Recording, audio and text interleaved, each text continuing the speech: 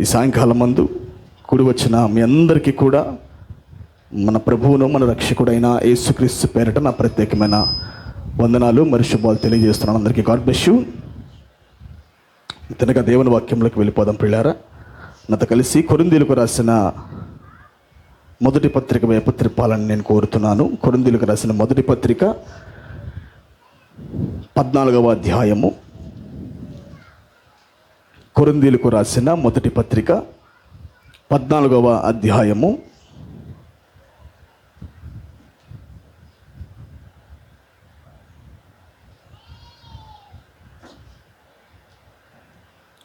7, 8 అలాగే 9 కూడా చదవండి. పిల్లను క్రోవి గాని వీణ గాని నిర్జీవ వస్తువులు నాదమిచ్చినప్పుడు స్వరములలో భేదము కలుగజేయని ఎడల ఊదినదేదో మీటినదేదో ఎలాగూ తెలియను. మరొకసారి, పిల్లను గ్రోవి గాని వీణే గాని నిర్జీవ వస్తువులు నాదమిచ్చినప్పుడు స్వరములలో భేదము కలుగజేయని ఎడల ఊదినదేదో మీటినదేదో ఎలాగూ తెలియను. మరియు బోర స్పష్టము కాని ధ్వని ఇచ్చినప్పుడు యుద్ధమునకి ఎవడు సిద్ధపడును. అలాగే మీరు స్పష్టమైన మాటలు నాలుకలతో పలికితేనే గాని పలికినది ఎలాగూ తెలియను. మీరు గాలితో మాట్లాడుచున్నట్టుందురు.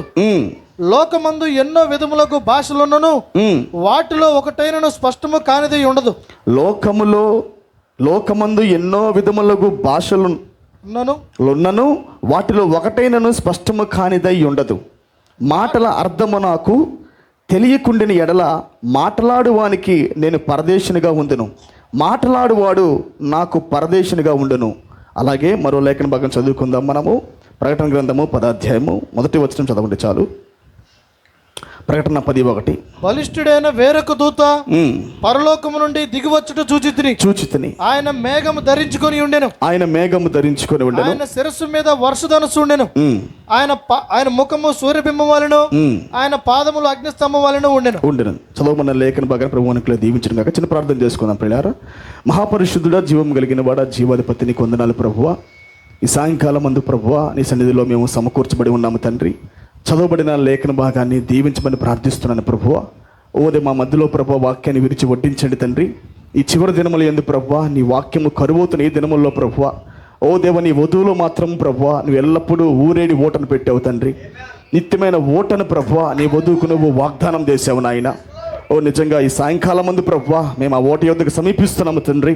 మాతో మాట్లాడమని ప్రార్థిస్తున్నాం ప్రభువా. వచ్చిన ప్రతి ఒక్కరిని దీవించండి తండ్రి. వాక్యం బయటికి వెళ్తుండగా ప్రభువా స్పష్టమైన బోర వెల్లునుగాక, వాళ్ళు నిశ్చయముగా ప్రభా బోర విని ప్రభా దాన్ని గ్రహించుదురు కాక ప్రభువా మీరు సహాయం చేయమని వారి ఆలోచనలు పట్టుకోమని నేను ప్రార్థిస్తున్నాను తండ్రి. వాతావరణం అంతా నీకు అప్పగిస్తున్నాను ప్రభువా, మీరే సమకూర్చండి. ఓ దేవ నీ మీరు అధ్యక్షత వహించిన నామానికి మహిమ తెచ్చుకోమని యేసుక్రీస్తు నామములో ప్రార్థించి అడిగి వేడుకుంటూ ఉన్నాము తండ్రి. ఆమేన్. మీ బిసిటిని అందరూ కూర్చోవచ్చండి. Praise the lord. హల్లెలూయా. దేవుని పరిశుద్ధమైన నామానికి మహిమ ఘనత ప్రభావములు కలుగునుగాక. మరి కూడి వచ్చిన మీ అందరికీ కూడా ప్రభువైన యేసుక్రీస్తు నామములో మరొకసారి మరి నా ప్రత్యేకమైన వందనాలు మరి శుభాలు తెలియజేస్తున్నాను. అందరికీ గాడ్ బ్లెస్ యు. మరి అందరూ సమకూర్చబడ్డారు మరొకసారి బుధవారం నాడు. చాలా సంతోషంగా ఉన్నది. Sister God bless you. God bless you అండి. God bless you. చాలా వండర్ఫుల్గా ఉన్నది. ఏదో క్రొత్తగా ఉన్నట్టుగా ఉంది కదా. ఈరోజు సాయంకాలం ముందు కొద్ది క్రొత్తగా ఉన్నట్టుగా ఉన్నది. అది మాటతో చెప్పేది కాదు, ఇట్స్ ఎక్స్పీరియన్స్. హల్లెలూయా. వాతావరణాన్ని మనము నోటి మాటతో వివరించలేము. మనము అది అతీతమైన వాతావరణమైన ఫిజికల్ అట్మాస్ఫియర్ అయినా మనం నోటితో అది వివరించినట్లయితే అది అర్థం కాదు. అది కానీ మన చర్మం దాన్ని తాకినప్పుడు, ఒక వాతావరణాన్ని మన చర్మం తాకినప్పుడు అది సంథింగ్ ఏదో ఒక వ్యత్యాసకరమైన వాతావరణం ఉన్నట్టుగా మనకు అనిపిస్తుంటుంది. అలాగనే స్పిరిచువల్గా కూడా ఒక సూపర్ న్యాచురల్ అట్మాస్ఫియర్ ఒకటి ఉన్నది, అతీతమైన వాతావరణము ఉన్నది ప్రియులారా. మనమందరం దాంట్లో ఉండవలసి ఉన్నది. హల్లెలూయా. అందరూ జాగ్రత్తగా దేవుని వాక్యం వినాలని కోరుతున్నాను నేను. Praise be to God. హల్లెలూయా. అందరూ సంతోషమేనా? గట్టిగా చప్పట్లు కొట్టండి ఒకసారి. ప్రభు నామానికి మహిమార్థ నిమిత్తము. Praise be to God. Glory to God. హల్లెలూయా. కనుక దేవుని వాక్యంలోకి వెళ్ళిపోదాం ప్రియులారా. చదవబడిన లేఖన భాగం వైపు తిప్పాలని కోరుతున్నాను నేను. కొరింథీయులకు రాసిన మొదటి పత్రిక తీయండి. కొరింథీయులకు రాసిన మొదటి పత్రిక 14వ అధ్యాయము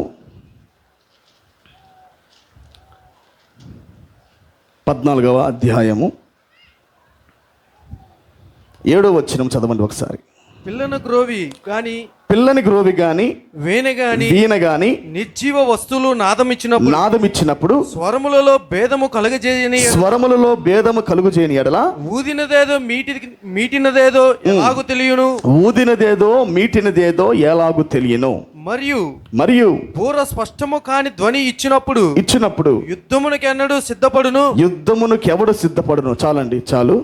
ఇక్కడ అపోస్తలుడైన పౌలు ఇక్కడ ఒక బూర గురించి ప్రస్తావిస్తున్నాడు. ఆయన బూర గాని స్పష్టముగా ఓదబడని ఎడల యుద్ధమునకు సైనికుడు ఎలాగూ సిద్ధపడును, యుద్ధమునకు సైన్యము ఎలాగూ సిద్ధపడును. ఆమేన్. ఒక స్పష్టమైన బూర వెళ్ళకపోయినట్లయితే యుద్ధానికి ఎవరు కూడా సిద్ధపడలేరు. అది ఫిజికల్గా కావచ్చు, స్పిరిచువల్గా కావచ్చు. వాక్యము స్పష్టంగా విశ్వాసి చెవులోకి వెళితేనే, వాక్యము స్పష్టంగా బూర ఊదబడితేనే మనము దేనికైనా సిద్ధపడగలం. మనము రాజ్యానికి సిద్ధపడగలం. మనము శత్రువుని చంపాలన్నా, ఆపోనెంట్ వారిని ఎదిరించాలన్నా మనకి ముఖ్యంగా బూర అయితే వినపడవలసి ఉన్నది. బైబిల్ సెలవిస్తున్నది, వినుటి వలన విశ్వాసము కలుగును. స్పష్టమైన బూర ఎల్లప్పుడూ కూడా విశ్వాసాన్ని ఇస్తుంది. Praise be to God. దీనిపైన ఆయన ఒక ఉదాహరణగా కొన్ని విషయాలు తీసుకుంటున్నాడు. ఒక సౌండింగ్ ఇచ్చేది ఇన్స్ట్రుమెంట్స్. ఆయన అపోస్తలుడైన పౌలు వాక్యంలోకి వెళ్ళడానికి మునుపు ఆయన పైన ఒక ఎగ్జాంపుల్ ఇచ్చి దాని తర్వాత మెయిన్ వాటిని మాట్లాడుతూ ఉన్నాడు. ఒక టైప్ ఏంటంటే, ఒక మాదిరి ఏమిటంటే, మరి వాయిస్తున్న ఈ వాయిద్యములలో అనేక వాయిద్యాలు ఉన్నాయి. అన్ని స్వరములు ఒక స్వరముగా ఉండవు, అన్ని స్వరములు ఒకే స్వరముగా ఊదబడవు. ఒకే ట్యూన్ అయినప్పటికీ వాటి యొక్క స్వరము వేరు. ఫ్లూట్ అయినా ఆయన కొన్ని రాశాడు, ఆయన కొన్ని పలికాడు. ఆయన వీణ కానీ లేదా ఫ్లూట్ కానీ లేదా ఇంకా ఆర్పు కానీ వైలిన్ కానీ ఇంకా కొన్ని విషయాలు చెప్పొచ్చు, అది వాటిని సారంగి కానీ ఇంకా చాలా ఇన్స్ట్రుమెంట్స్ ఉన్నాయి. ప్రతి ఇన్స్ట్రుమెంట్కి దానికంటూ ఒక స్వరం ఉన్నది. Every instrument had own voice. మనము ఒకే ట్యూన్ వాయించినప్పటికీ మనము వినగానే ఇది వీణ అని చెప్పగలం మనము. ఆమేన్. అంటే స్పెషల్ కేటగిరీ. ప్రతి ఇన్స్ట్రుమెంట్కి ఒక స్పెషల్ వాయిస్ ఉన్నది. ఆమేన్. ప్రతి ఒక్కరికి స్పెషల్ వాయిస్ ఉన్నదా? నా వాయిస్ మీకు ఉండదు, మీ వాయిస్ నాకు ఉండదు. ఆమేన్. అంటే ఈయన దేన్నో ప్రస్తావిస్తున్నాడు ఆయన. అంటే ప్రతి సంఘకాలంలో ఉన్న ప్రతి వ్యక్తికి ఒక స్వరం ఉన్నది. ఈ భూమి మీదకి పంపించబడిన ప్రతి వర్తమానికుడికి ఒక స్వరం ఉన్నది, ఒక వర్తమానం ఉన్నది. ఆమేన్. మనము అది వినగానే చెప్పొచ్చు ఇది పౌలు స్వరం అని. పౌలు స్వరము కాదు, పౌలు వర్తమానం బట్టి మనం చెప్పొచ్చు ఇది పౌలుదేనని. ఆమేన్. ఎందుకనగా ఆ కాలంలో ఆయన ఏం ప్రస్తావించాడో మనం దాన్ని వింటున్నాం ఇప్పుడు. అపోస్తలుడైన పౌలు సంఘానికి ప్రదానం చేశాడు. అపోస్తలుడైన పౌలు సంఘాన్ని క్రీస్తుకు ప్రదానం చేశాడు. అపోస్తలుడైన పౌలు సంఘానికి అన్యులకు మూలరాతి వర్తమానం ప్రకటించాడు. అపోస్తలుడైన బోధ అని వేశాడు. క్రీస్తు యేసే ముఖ్యమైన మూలరాయి అయి ఉండగా అపోస్తలులు ప్రవక్తలు వేసిన పునాది మీద మీరు కట్టబడి ఉన్నారని వాక్యం రాసుకుంటూ వెళ్ళాడు ఆయన. కాబట్టి అది మనం వింటున్నప్పుడు 14 పత్రికల అపోస్తలుడైన పౌలు రాశాడు. మనం దాన్ని వింటున్నప్పుడు మనకు అర్థమైంది ఇది ఖచ్చితంగా పౌలు స్వరమే. రెవల్యూషన్ అనేది మనకి వినబడుతున్నప్పుడు ఇది పలానా కాలముకి సంబంధించిన ప్రత్యక్షత. ఈ స్వరము పలానా కాలముది, పలానా వర్తమానం మనం గమనించగలం మనము. అవునా కదా? అలాగనే Paul, Irenaeus, Martin, Columba, Luther, Wesley, William Branham, వీళ్ళు 7గురికి 7 బూరలు ఉన్నాయి. బైబిల్ సెలవిస్తున్నది 7వ దూత పలుకు దినములలో అతడు బూర ఊదబోచుండగా. బూర అంటే ఇతని చేతిలో మాత్రమే బూర లేదు, అందరి చేతుల్లో బూర ఉన్నది. ట్రంపెట్ అందరి చేతుల్లో ఉన్నది.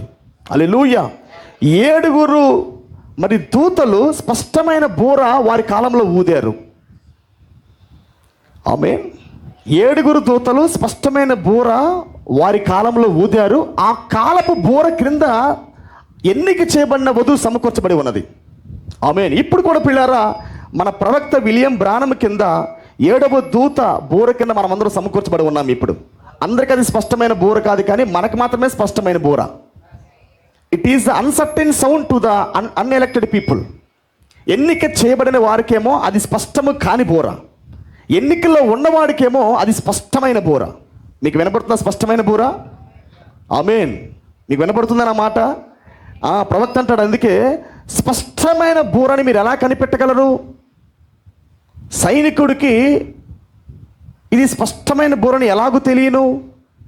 ఉదాహరణకి యుద్ధానికి వెళ్ళాలంటే ఒక ఒక ఒక ఒక ఒక ఒక సింబాలిక్లో వాళ్ళు ఒక గంట మోగిస్తారు, ఒక ట్రంపెట్ వాళ్ళు ఊదుతారు. ఇట్లాగా ఆ ట్రంపెట్ ఊదినప్పుడు బయట దేశం వాళ్ళకి అర్థం కాదు అది యుద్ధానికి వెళ్ళే రింగ్ అని, it's time to go for battle అని పక్క దేశానికి అర్థం కాదు, మనకు కూడా అర్థం కాదు అది ఎందుకొరకు కొట్టారు. That is a code language. ఒక కోడ్ లాంగ్వేజ్లో వాళ్ళు కొన్ని సిస్టమాటిక్ కలిగి ఉంటారు వాళ్ళు. హల్లెలూయా. ఆ కోడ్ లాంగ్వేజ్ ఎవరికి తెలుసు అంటే దాంట్లో ఉన్న సోల్జర్కి మాత్రమే తెలుసు. హల్లెలూయా, హల్లెలూయా. అలాగనే ప్రియులారా, ఇప్పుడు ప్రకటిస్తున్న వాక్యం కూడా కోడ్ లాంగ్వేజ్ వంటి స్వరాలే ఇవి. స్పష్టమైన బూర అంటే విడమర్చి చెప్పేది కాదు. స్పష్టమైన బూర అంటే వాడి దగ్గరికి వెళ్ళి లేపేది కాదు, బూరే వాడిని లేపాలి. సైనికుడికి ఆల్రెడీ ఆఫీసులో ఏం తరఫీదిస్తారు, ఒంటరిగా తీసుకెళ్ళి పలానా టైంలో ఈ రింగ్ వస్తుంది. డైనింగ్కి ఫుడ్కి ఒక రింగ్ ఉంది, ప్రిపరేషన్కి ఒక రింగ్ ఉంది, సిద్ధపాటుకు ఒక రింగ్ ఉంది. హల్లెలూయా. షౌట్ ఉంది, వాయిస్ ఆఫ్ ఆర్కేంజల్ ఉంది, ట్రంపెట్ ఆఫ్ గాడ్ ఉంది. 3 ఒకటే కాదు, 3 వేరు వేరు. మనకు తెలుసు ఏ వాయిస్ దేని కలిగి ఉన్నదో. ఆర్భాటము మనం వింటున్నాం. హల్లెలూయా. పునరుద్ధరణ స్వరాన్ని మనం వింటున్నాము. హల్లెలూయా. వర్తమానం మనకు బయలుపరచబడతా ఉంది. రేపన్నాక దేవుని బూర మనకు మ్రోగబోతా ఉన్నది. ఈ దేవుని బూర మ్రోగే సంగతి అందరికి అర్థం కాదు, ఎన్నికలు ఉన్నవాడికి తప్ప. పునరుద్ధరణ స్వరం కూడా అందరికి అర్థం కాదు, ఎన్నికలు ఉన్నవాడికి తప్ప. అవునా కాదా? ఇప్పుడు ఆర్భాట వర్తమానం కూడా అందరికి వినపడదు. వినపడవచ్చు, కానీ ఆ కోడ్ లాంగ్వేజ్ వాళ్ళకి అర్థం కాదు. ఎన్నిక చేయబడిన వారికి తప్ప ఎవరికి కూడా ఈ యొక్క ఆర్భాట వర్తమానం అర్థం కాదు. హల్లెలూయా. అందరికి వినపడుతుందా మాటలు? మనకు వినపడుతుందమ్మా? God bless you. హల్లెలూయా. అందుకే చూడండి పిల్లారా, 7 సంఘ కాలంలో ఉన్న 7 దూతలకి వర్తమానం ఉన్నది. వీళ్ళందరూ కూడా భూలోక వర్తమానికులు, భూలోక దూతలు. ఆమేన్. వాళ్ళ ఇన్స్ట్రుమెంట్ తగినట్టుగా వాళ్ళ స్వరాలు వాళ్ళు కలిగి ఉన్నారు. అయితే 8వ వాడు ఎవరంటే ప్రభువైన యేసుక్రీస్తు. ఈయనకంటే ఒక ప్రత్యేకమైన స్వరం ఉన్నది. ఆమేన్. ఈ 7 ఉన్నట్టుగా 8వ ఆయనకి కూడా ఒక ట్రంపెట్ ఉన్నది. అందుకే ప్రవక్త అన్నాడు, చాలా క్లారిటీగా ఒక మాట అన్నాడు. ప్రకటన 10:1 ఏమిటంటే ప్రభు రాకడా అన్నాడు. ప్రకటన 10:7 ఎవరంటే విలియం బ్రానము, మార్గం సరళం చేయు దూత మాత్రమే ఆయన. ఆమేన్. ప్రకటన 10:1 వచ్చిన తర్వాత ఇప్పుడు ప్రవక్త ది సన్ ఆఫ్ మ్యాన్ని ప్రకటన 10:1 కలిగి ఉండి ఆయన వర్తమానం ప్రకటించాడు. ఆమేన్. క్రీస్తు వర్తమానానికి ప్రవక్త ఒక విశ్వాసిగా మారాడు. అది ప్రవక్త వర్తమానం కాదు, అది క్రీస్తు వర్తమానానికి ప్రవక్త ఒక విశ్వాసి. క్రీస్తు వర్తమానానికి, 2వ రాకడ వర్తమానానికి, ది సన్ ఆఫ్ మ్యాన్ వర్తమానానికి మన ప్రవక్త అని విలియం బ్రానమ్ ప్రథమ ఫలము. హల్లెలూయా. పరిపక్వమైన ఈ యొక్క పనకి, పరిపక్వమైన ఈ వాక్యానికి ప్రథమ ఫలమే విలియం బ్రానమ్. కానీ అది ప్రవక్త వర్తమానం కాదు, ది సన్ ఆఫ్ మ్యాన్ వర్తమానం అది. అందుకే ప్రవక్త అంటాడు, not dwelling in me but manifested in me అన్నాడు. నాలో కేవలం నివసించడం మాత్రం కాదు, కానీ నాలో the son of man manifest అవుతున్నాడు అన్నాడు. దాని అర్థం ఏంటి? ది సన్ ఆఫ్ మ్యాన్ అంటే వాక్యం మేనిఫెస్ట్ అవుతా ఉంది. ప్రకటన 10:1 దిగి వచ్చిన ఏకైక మనిషి కుమారుడు యొక్క, బలిష్ఠుడు యొక్క దూత యొక్క, యూదా గోత్రం సింహం యొక్క ఆర్భాట వర్తమానము ఆయనలో మేనిఫెస్ట్ అయింది. అది మేనిఫెస్ట్ అయ్యి భీకర కార్యములు జరిగించింది. అది ప్రైజ్ బీ టు గాడ్. హల్లెలూయా. కాబట్టి పిల్లలు ఇప్పుడు వినపడుతున్న స్వరం ఏంటంటే మనం చెప్పగలము, 7 దూతల స్వరం వేరు, ఈ స్వరం వేరు. అది మన చెవి గుర్తుపట్టాలా. చెవి గలవాడు నాది వినుగాక. ప్రతి కాలంలో ఈ మాట పలుకుంటా వచ్చాడా? సంగములతో ఆత్మ చెబుతున్న మాట, చెవి గలవాడు వినుగాక. అది పౌలు స్వరము. Irenaeus, Martin, Columba, Luther, Wesley. ఇప్పుడు మరలా ఒక స్వరం వచ్చింది. ఇది సంఘానికి కాదు, ఇది వధువుతో ఆత్మ చెబుతున్న మాట, చెవి గలవాడు వినుగాక. 7 సంఘ కాలములలో మీరు గమనించండి, సంఘము అని ఉంటుంది. సంఘములతో ఆత్మ చెబుతున్న మాట అని 7 సంఘాల్లో ఉంటుంది. కానీ మీకు ప్రకటన 10:1 ఇంకా మాట దొరకదు. ఎందుకనగా ఇప్పుడు వర్తమానం వచ్చింది, కానీ ఇది ఏ వర్తమానం అంటే వధువుతో మాత్రమే ప్రకటిస్తున్న వర్తమానము, వధువుతో మాత్రమే ముచ్చటిస్తున్న వర్తమానం. ఇది అందరికీ వెళ్తున్న వర్తమానం కాదు. ఇది వింటారు కానీ అర్థం కాదు. అది చెవుల్లోకి వెళ్ళినప్పటికీ ఈ వర్తమానం యొక్క బోర్ అర్థం కాదు. స్పష్టంగా మనం చెప్పినప్పటికీ వాళ్ళకి అస్పష్టంగా వెళ్ళిద్ది. బైబిల్ సెలవిస్తుంది కదా, చూచి వాళ్ళు చూడరు, వింటారు కానీ గ్రహించరు. హృదయానికి అది వెళ్ళింది కానీ అది గోచరముగా ఉండదు. కాబట్టి వాక్యం అయితే వినపడింది చెవులకి, కానీ అర్థం కాదు. ఇది దేవుడి యొక్క మర్మయుక్తమైన మార్గము, ఆయన యొక్క స్పష్టమైన బోర.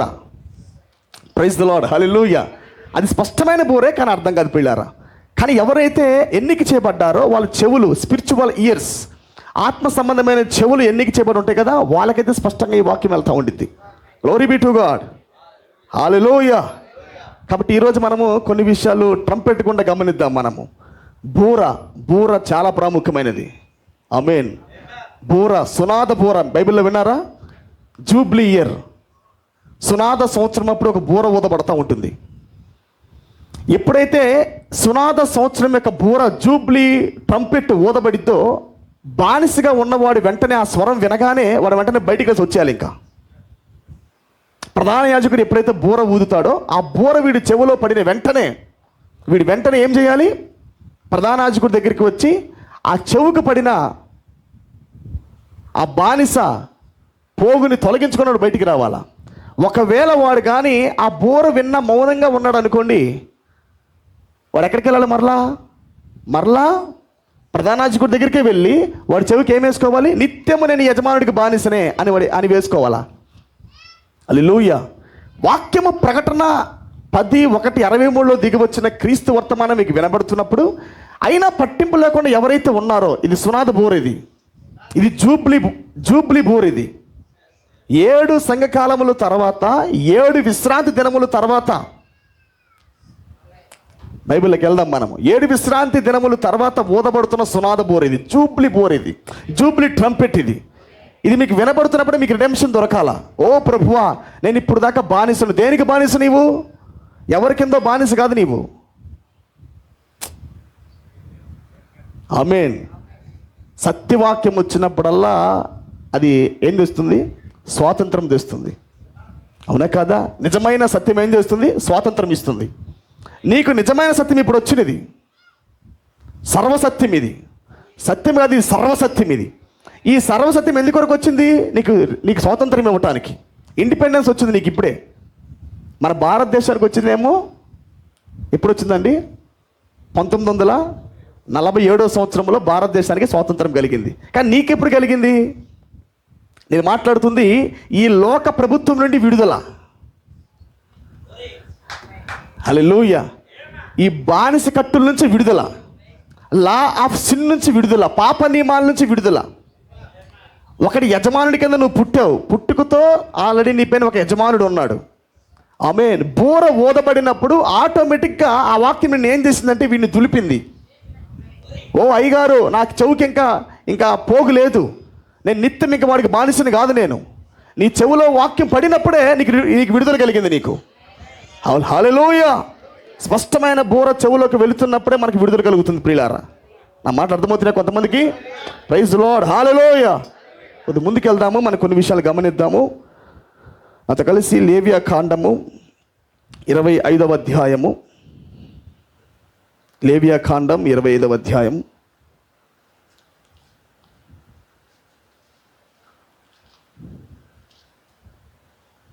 లేవియా కాండము 25వ అధ్యాయము 9 నుండి చదవండి. 25:9 నుండి అండి. 7వ నెల 10వ నాడు, 7వ నెల 10వ నాడు మీ స్వదేశమంతటా శృంగనాదము చేయవలెను. ప్రాయశ్చిత్తార్థ దినమున. ఎక్కడండి మాట్లాడుతుంది? 7వ నెల 10వ నాడు. 7వ నెల 10వ నాడు, 10-7. ఓకేనా? ఆ నెలలో ఏం జరుగుతా ఉన్నది? మీ దేశమంతటా ఆ శృంగనాదము చేయవలెను. మీరు ఆ సంవత్సరమును అనగా 50వ సంవత్సరమున పరిశుద్ధ పరిచి మీ దేశ వాసులందరికీ విడుదల కలిగినదని చాటింపవలెను. అది మీకు సునాదముగా నుండును. అప్పుడు మీలో ప్రతివాడు తన స్వాస్థ్యమును తిరిగి పొందవలెను. హల్లెలూయా. చదవండి బ్రదర్ కింద. ప్రతివాడు తన కుటుంబమునకు జాగ్రత్తగా ఈ మాటలు మీరు జాగ్రత్తగా పట్టుకోవాలి. ఇవి మీరు చాలా జాగ్రత్తగా పట్టుకోవాలి. చదువుతున్న లేఖన భాగాలు మీరు జాగ్రత్తగా వినాలి. In the day of atonement, ప్రాయచిత్తార్థపు దినం అప్పుడు, shall you make the trumpet sound throughout all your land. ఆ భూమి అంతటా కూడా బూర యొక్క శబ్దము వినిపించవలసి ఉన్నది. ఓకేనా? 10 మీరు ఆ సంవత్సరమును అనగా 50వ సంవత్సరమున జూబ్లీ 55వ సంవత్సరమున పరిశుద్ధపరచి మీ దేశవాసులందరికీ విడుదల కలిగినదని చాటింపవలెను. అది మీకు సునాదముగా నుండును. అప్పుడు మీలో ప్రతివాడు తన స్వాస్థ్యమును తిరిగి పొందవలెను. You shall return every man unto his position. మీకు ఇవ్వబడిన మీ స్వాస్థ్యమునకు తిరిగి పొందవలెను. ప్రతివాడు తన కుటుంబమునకు తిరిగి రావలెను. ఎప్పుడు ట్రంపెట్ మోగినప్పుడు, సునాద సంవత్సరం నీకు వినబడినప్పుడు నీకేమనిపించాలంటే, మరలా తిరిగి నా స్వదేశానికి వెళ్ళిపోవాలనిపించాలి నీకు. మరలా తిరిగి ఏమనిపించాలి నీకు? నా స్వాస్థ్యం నేను తిరిగి పొందాలనిపించాలి నీకు. ఆమేన్. ఆ సంవత్సరము అనగా 50వ సంవత్సరము మీకు సునాద కాలము. జాగ్రత్తగా వినాలి. 50వ సంవత్సరము ఇది సునాద కాలము. ఆఫ్టర్ 7 సునాద కాలం ఉన్నది. అందులో మీరు విత్తకూడదు, కారు పంటను కోయకూడదు. మీరు విత్తకూడదు, కారు పంటను కోయకూడదు. శుద్ధిపరచని మీ ఫలవృక్షములు పండ్లను ఏరుకొనకూడదు. అది సునాద కాలము. అది మీకు పరిశుద్ధమగును. పొలములో గమనించండి, పొలములో దానంతటా అదే పండిన పంటను మీరు తినెదరు. ఎప్పుడు తినెదరు? 50వ సంవత్సరము జూబ్లీ సునాద కాలం అప్పుడు మీరు విత్తకూడదు, కోయకూడదు. ఒకవేళ పంట దానంతకి తానే పండినట్లయితే, మీ పొలము సొంతగా ఉబికితే యూ కెన్ ఈట్. ఆమేన్. ఎప్పుడు జరుగుతుంది ఈ కట్టడి? ఎప్పుడు పెట్టాడని ఆజ్ఞ? సునాద కాలం అప్పుడు. జాగ్రత్త గమనించాలి. హల్లెలూయా. మీకుగా పంట దొరికితే తినండి తప్ప మీరు సొంతగా విత్తొద్దు, మీరు సొంతగా దేన్ని కోయొద్దు మీరు. ఆమేన్. పొలము తనకు తానుగానే మీకు పంటిస్తుంది, అప్పుడు మీరు దాన్ని తినొచ్చు అని చెప్తున్నాడు. హల్లెలూయా. తర్వాత చూద్దాం, చూడండి. మరొకసారి చదువుతాను, ఆ వచనం చదువుతాను నేను. 13.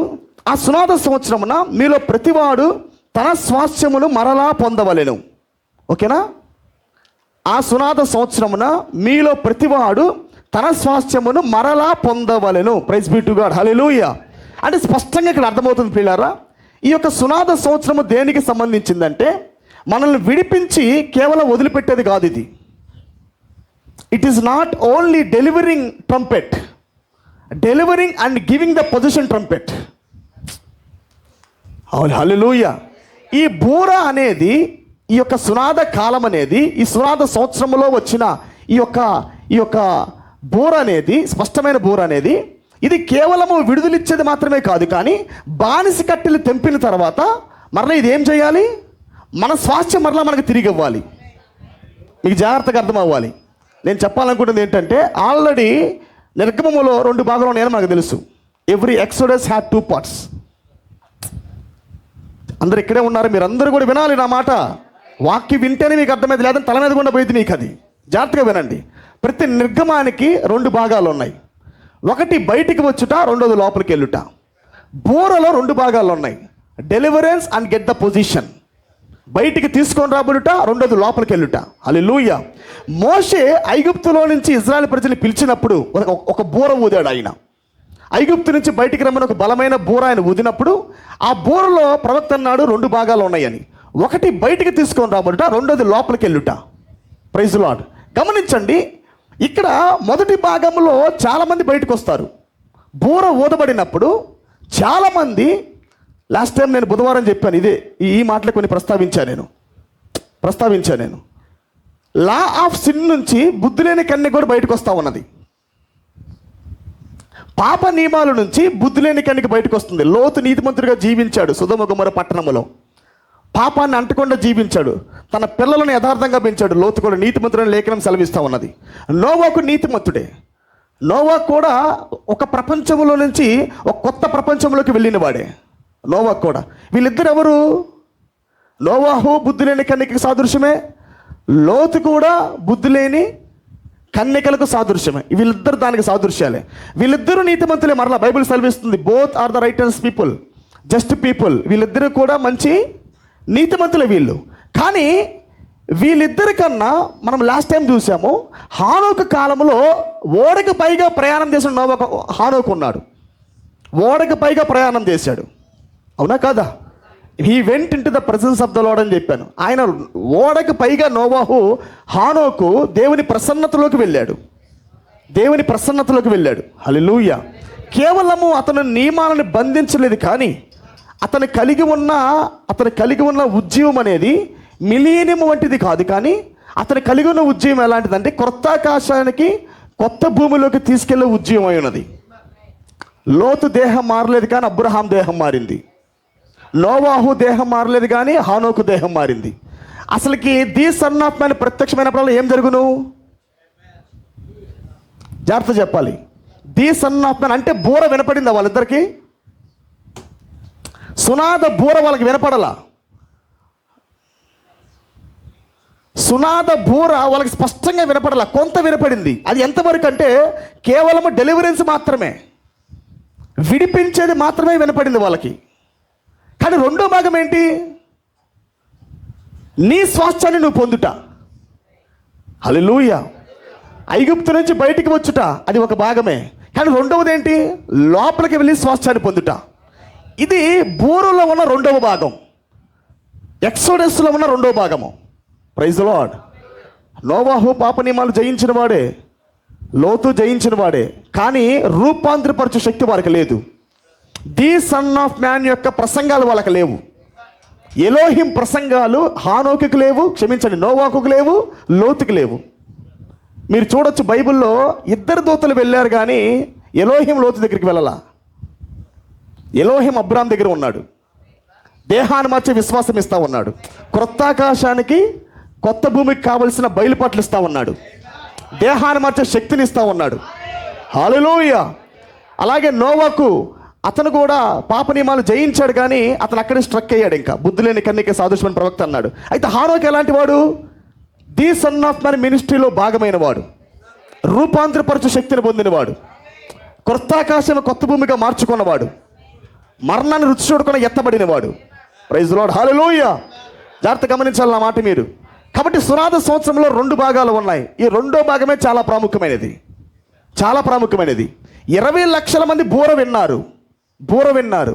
కానీ వాళ్ళకి వినపడిన బూర ఏంటంటే కేవలము మేము ఫరో సైన్యాన్ని దాటాము, ఐగుప్తు నుంచి బయటకు వచ్చాము, మా శత్రువు ఎర్ర సముద్రంలో మరణించాడు అంతవరకే వాళ్ళు చూశారు. కానీ ఈ బూరలో ఇంకో భాగం ఉందని జాషువా గమనించాడు. ఈ బూర ఎందుకొరకు వచ్చిందంటే ఇది ఖచ్చితంగా రెండో భాగాన్ని కలిగి ఉన్నది. ఎప్పుడైతే నువ్వు సునాద సంవత్సరం యొక్క బూరను వింటావో నీకు అర్థమవ్వాలి ఒకటి, అదేంటంటే back to your position, back to your inheritance. నువ్వు మరలా తిరిగి ఎక్కడికి వెళ్ళాలి? నీ స్వాస్థ్యానికి వెళ్ళాలి నీవు. హల్లెలూయా. Praise be to God. ఎప్పుడు జరుగుతుంది ఇది? After 7 Sabbath. 7 సబ్బాతులు ముగిసిన తర్వాత వచ్చేది జూబ్లీ. జూబ్లీ అంటే 50. జూబ్లీ అంటే ఏంటి? 50 అంటే జూబ్లీ. మొదటి రాకడ మీరు గమనించండి. బూర అనేది 3 నిర్గమాల్లో ఉన్నది. బూర అనేది 3 నిర్గమాల్లో, జాగ్రత్తగా వినాలని చెప్తున్నాను నిదానంగా మీకు నేను. 3 నిర్గమాల్లో బూర ఉన్నది. ఫస్ట్ ఎక్సోడస్లో జరిగిందే సెకండ్ ఎక్సోడస్లో జరిగింది, రెండో దాంట్లో జరిగిందే మూడో దాంట్లో జరిగింది. మీరు రెండోది గమనించినప్పుడు యేసుక్రీస్తు భూమి మీదకి వచ్చి ఆయన స్పష్టమైన బూర ఊదుతూ ఉన్నాడు. ఊదుతున్నప్పుడు ఎన్నికలు ఉన్నవారు మాత్రమే ఆయన దగ్గరికి ఆకర్షించబడతా ఉన్నారు. బూర స్పష్టమైనదే కానీ అర్థం కాని బూర ఇతరులకి, కానీ ఎన్నికల్లో ఉన్నవాడికి మాత్రం అర్థమయ్యే బూర. ఇది మొదటి భాగం. మొదటి భాగం ఏంటంటే మొదటిగా వారిని బయటికి పిలుచుట, యూదా మతంలో నుంచి వారిని బయటికి పిలుచుట, ధర్మశాస్త్రంలో నుంచి బయటికి పిలుచుట. Praise be to God. రెండో భాగం ఏంటంటే ఈయన వారిని లోపలికి తీసుకెళ్ళవలసి ఉంది. వింటున్నారు నా మాట? అందుకే మీరు చూడండి, మొదటి ట్రంపెట్లో అందరూ వచ్చేసి ఉంటారు, చాలామంది వచ్చి ఉంటారు. కొన్ని వేల మంది యేసుక్రీస్తు చుట్టూ ఉండి అద్భుతాల కొరకు, ఆశ్చర్యకార్యముల కొరకు, మరి స్వస్థతల కొరకు, రొట్టెల కొరకు, చేపల కొరకు ఆయన చూడటానికి చాలామంది ఎగబడ్డారు. కానీ ఎప్పుడైతే ఈయన రెండో భాగంలోకి వెళుతున్నాడో, బోర అనేది రెండో భాగాన్ని ఎప్పుడైతే వినపడతా ఉన్నదో అందరూ వెళ్ళిపోయారు అక్కడి నుంచి. ఆమేన్. ఎప్పుడైతే యేసుక్రీస్తు పునరుద్ధానం చెందాడో నెక్స్ట్ పరిచయం ఏంటంటే సునాద సంవత్సరం యొక్క రెండో భాగం, ట్రంపెట్లో రెండో భాగం నెరవేరుస్తూ ఉన్నాడు ఆయన. Praise be to God. అందుకే ప్రవక్త అన్నాడు, 40 రోజుల పాటు యేసుక్రీస్తు భూమి మీద ఉండి ఏం చేశాడు? మొదటిగా ఆయన బానిస కట్టలు తెంపొచ్చాడు. రియాలిటీలో మరణించి సమాధి చేయబడి పాతాళంకి వెళ్ళాడు, మరణానికి గెలిచాడు, మరణపు ముళ్ళుని విరిచాడు. ఆమేన్.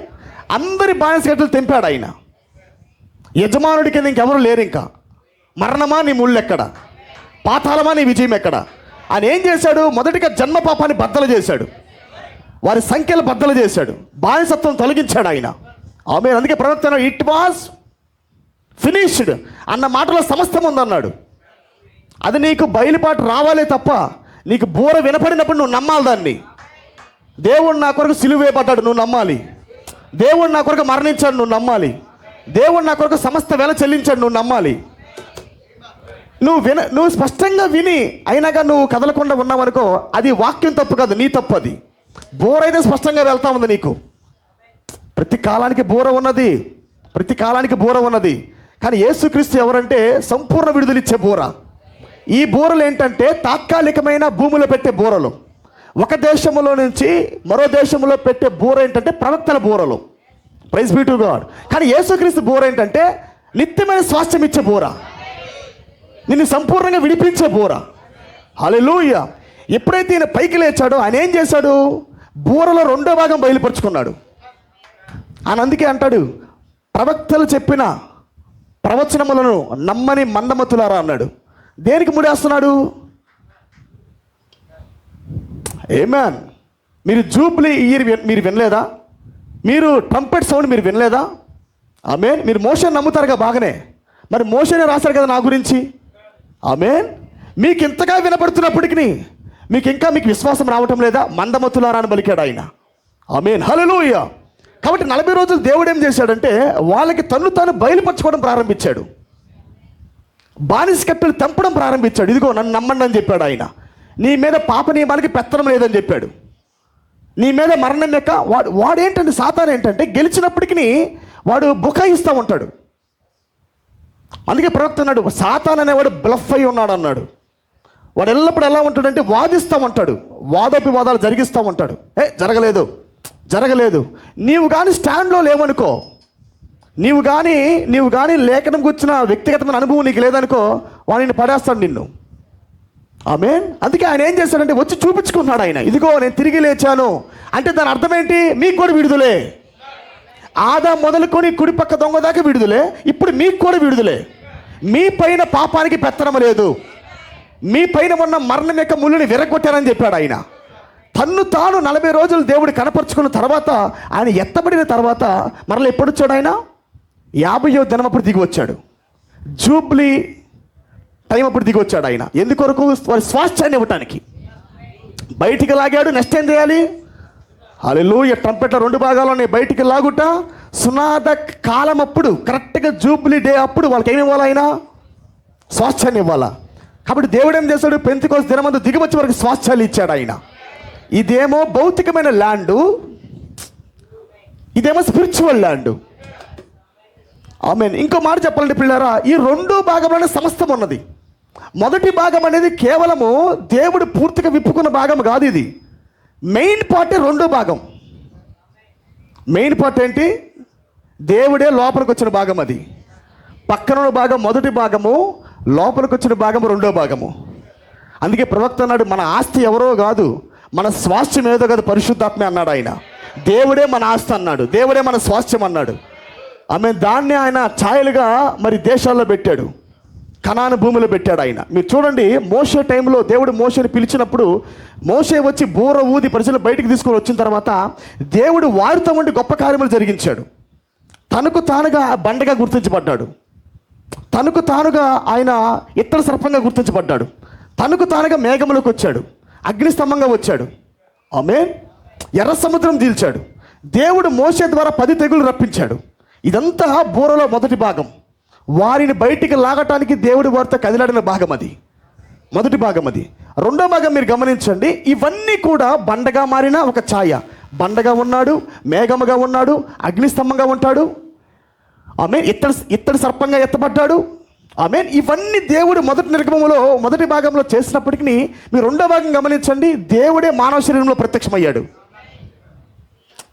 మోషే పరిచర్యలో దేవుడు ప్రత్యక్షం కాల మానవ శరీరంలో. పైపెచ్చి అంటాడు, మోషే నన్ను చూడలేవన్నాడు. జాషువా ఎప్పుడు అడగల I want see you Lord అని. నేను నిన్ను చూడటానికి ఇష్టపడుతున్నా ప్రభుని ఎప్పుడు జాషువా అడగల. కానీ మోషే అడిగాడు, చాలా ఇష్టపడి అడిగాడు. స్నేహితుడిగా ఉన్నాడు గనక, చాలా దగ్గరగా ఉన్నాడు గనక, ప్రభువా నేను చూస్తాను ప్రభువా అన్నాడు. కానీ దేవుడేమన్నాడు, మోషే నన్ను నీవు చూడలేవు, నువ్వు బండ వెనకాల దాక్కో, నేను నడుచుకుంటూ వెళ్తా ఉంటా, నన్ను చూడు అన్నాడు. ఎలా వెళ్ళాడు నడుచుకుంటా? ఆయన వాక్య దేహంలో ఉండి వీపి వెనక భాగం చూపించుకుంటూ వెళ్ళాడు. ఆమేన్. వీపి యొక్క వెనక భాగాన్ని చూపించుకుంటూ వెళితే మోషే ఆయన చూశాడు. ఆ వీపి వెనక భాగాన్ని చూశాడు. ఆ కొద్దిపాటి మహిమను చూశాడు. మొదటి మహిమను చూశాడు. మొదటి విడుదలను చూశాడు. ఆమేన్. కానీ మీరు చూడండి, యుద్ధం జరుగుతూ ఉన్నప్పుడు, జాషువా యుద్ధంలో ఉండి బ్యాటిల్ జరిగిస్తూ ఉన్నప్పుడు స్వయముగా దేవుడే దిగి వచ్చాడు. మానవ శరీరంలో ప్రత్యక్షమయ్యాడని ఏమన్నాడు ఆయన? జాషువా ఏమంటాడు, నువ్వు మా సైన్యానికి సంబంధించిన వాడువా, శత్రు సైన్యానికి సంబంధించిన వాడువా? అప్పుడు ఏమన్నాడు ఆయన? యెహోవా సన్నిధి నుండి పంపండి వాడిని అన్నాడు. ఎవరో దూత కాదని దేవుడే. ఆమేన్. దేవుడే పరాక్రమ గల బలాద్రుడిగా దిగి వచ్చాడు ఆయన. Praise be to God.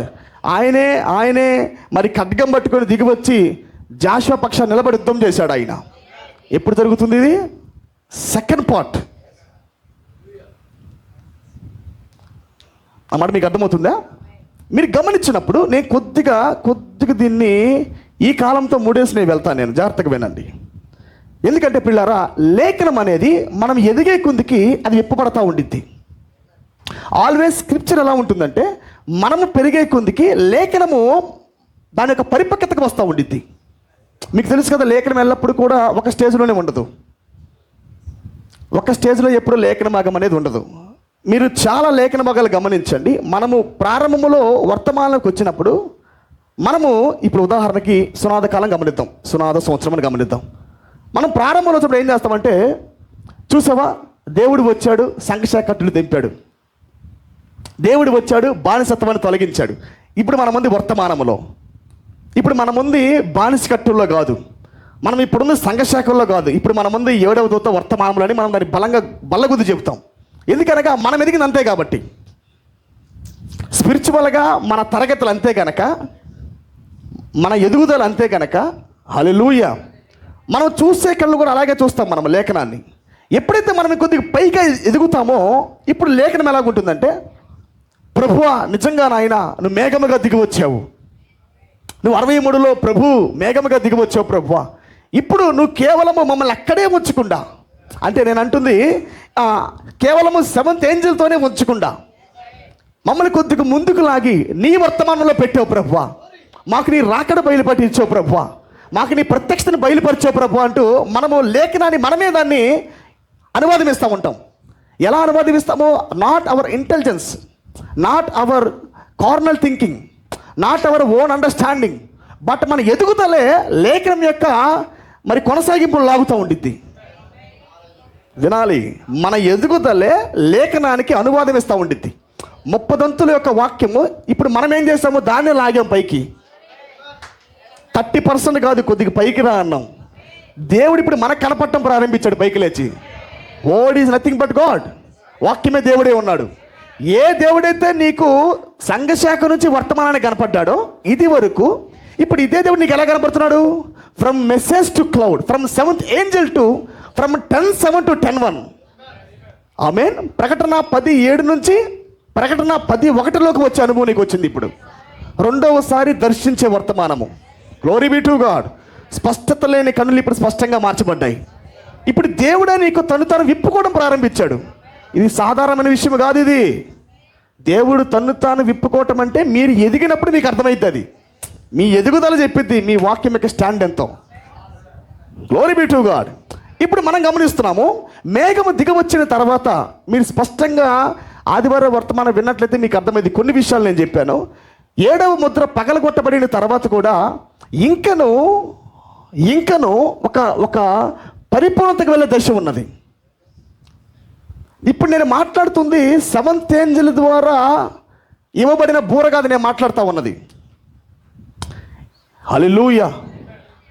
7 సంఘకాలాల తర్వాత ఏ బూర వచ్చింది? సునాద బూర. 7 సబ్బాతుల తర్వాత 7 49, అవునా కాదా? యేసుక్రీస్తు పునరుద్ధానం చెందిన తర్వాత 7 పండగలు, పస్కా పండగ, ఫాస్ట్గా పులియన్ రొట్టెల పండగ, ప్రథమ ఫలముల పండగ. ప్రథమ ఫలముల పండగ నుంచి పెంతెకొస్తు పండగ దాకా ఎన్ని రోజులు ఉంది? 49 days. ఆయన పైకి లేచాడు, 40 days ఉన్నాడు. ఆయన ఎత్తబాట్లకు వెళ్ళిపోయిన తర్వాత మరలా ఎప్పుడు వచ్చాడు? ఆయన 50వ రోజు వచ్చాడు. ఆమేన్. ఫ్రమ్ ఫస్ట్ ఫ్రూట్, ప్రథమ ఫలము నుండి పెంతెకొస్తు పండగ దాకా ఎన్ని రోజులు? 49 రోజుల మధ్యలో గ్యాప్ ఉంది. 50వ రోజు పెంతెకొస్తు దినము. ఆమేన్. 7 49. దాన్నే బైబిల్ సెలవిస్తుంది 7 సబ్బాతులు, 7 విశ్రాంతి దినాలు. ఆమేన్. 7 విశ్రాంతి దినాలు, 7 సబ్బాతులు, 7 సంఘకాలాలు. అంటే ఈ జూబ్లీ ట్రంపెట్ వచ్చింది ఎప్పుడంటే 7వ దూత వర్తమానం కింద కాదు. మీకు స్పష్టమవుతున్నది నా మాట. 7 7 49, ఆ తర్వాత ఉండేది 50. ఇప్పుడు 63లో ప్రభువు దిగి వచ్చినప్పుడు ఏం జరిగింది? 7 సంఘకాలాలకు ముగింపు జరిగింది. గమనించండి, ప్రకటన 10:1 దిగి రావటమే ఆయన దేనికి ఫుల్ స్టాప్ పెట్టాడంటే లవోదికే కాలానికి ఫుల్ స్టాప్ పెట్టాడు. 63లోనే లవోదికే కాలం ఎండ్ అయిపోయింది. ఇంకా నెక్స్ట్ ఏంటంటే ఇప్పుడు జరుగుతుంది ఏంటంటే వధువు కాలము. ఇది సునాద కాలం, ఇది ప్రభువు కాలం, ఇది ప్రభువు దినం. ఇది ఆమేన్. అంటే ఎప్పుడు వచ్చింది సునాద కాలము? 7వ సంఘ కాలములు. 7 సంఘకాలాలు ముగిసిన తర్వాత 1963లో ఆయన వస్తా ఏం చేశాడు? బూర ఊదాడు. ఎరుకో పట్టణములోకి వాళ్ళు వెళ్తున్నప్పుడు చుట్టూ 7 మార్లు తిరిగి వాళ్ళు బూర ఊదారు. అవునా? యాజకులు సునాద బూర పెట్టుకొని, పొట్టేలు కొమ్ము పెట్టుకొని వాళ్ళు ఏం చేశారు? బూరలు ఊదడం ప్రారంభించారు. ఎవరి కొరకు ఊదారు వాళ్ళు? రాహాబు కొరకు. చాలా పట్టణాలు వాళ్ళు స్వాధీనపరుచుకున్నారు, కానీ ఈ పట్టణం వాళ్ళు స్వాధీనపరుచుకుంటే వాళ్ళు ఎలా చేశారు? వాళ్ళు ఒక స్పెషల్, దేవుడు ఒక మార్గాన్ని ఏర్పాటు చేశాడు. ఒక స్పెషల్ బ్యాటిల్, ఒక ప్రత్యేకమైన విధానంలో దేవుడు ఎరుక పట్టణం పట్టుకున్నాడు. ఎలాగా? 7 సార్లు చుట్టుట. 6 సార్లు చుట్టిన తర్వాత 7వసారి ఎలా చుట్టాలంటే అప్పుడు వాళ్ళు బూరలు ఊదాలి. 7వసారి వాళ్ళు తిరిగేటప్పుడు ఎలా ఉండాలి? అందరూ కేకలు వేసుకుంటూ బూరలు ఊదుతూ ఉండగా, యాజకులు బూరలు ఊదుతున్నప్పుడు అందరూ కేకలు వేసినప్పుడు ఎరుక గోడలు కూలిపోతూ ఉంటాయి. ఎరుకో గోడలు కూలిన తర్వాత అప్పుడు రాహాబు బయటకు వస్తూ ఉన్నది. ఇక్కడ జాగ్రత్తగా వినండి. బూర ఇదివరకే సల్మా ద్వారా రాహాబుకి వెళ్ళింది. మోషే కింద వెళ్ళిందా? జాషువా కింద వెళ్ళిందా?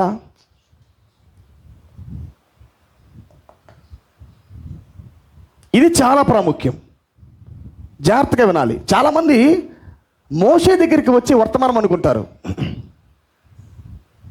7వ దూతను పట్టుకొని వర్తమానం అనుకుంటారు. కానీ అసలుకి ట్రంపెట్ మోగుతుందే ఆఫ్టర్ 7.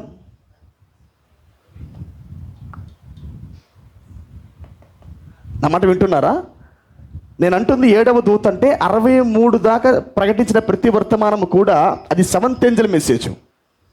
63 తర్వాత నేను చెప్పట్లేదు, ఇది ప్రవక్త పలికిన మాటే, దానికి కోడ్ కూడా ఉంది. మరలా అది డోంట్ టేక్ కాంట్రవర్సీ.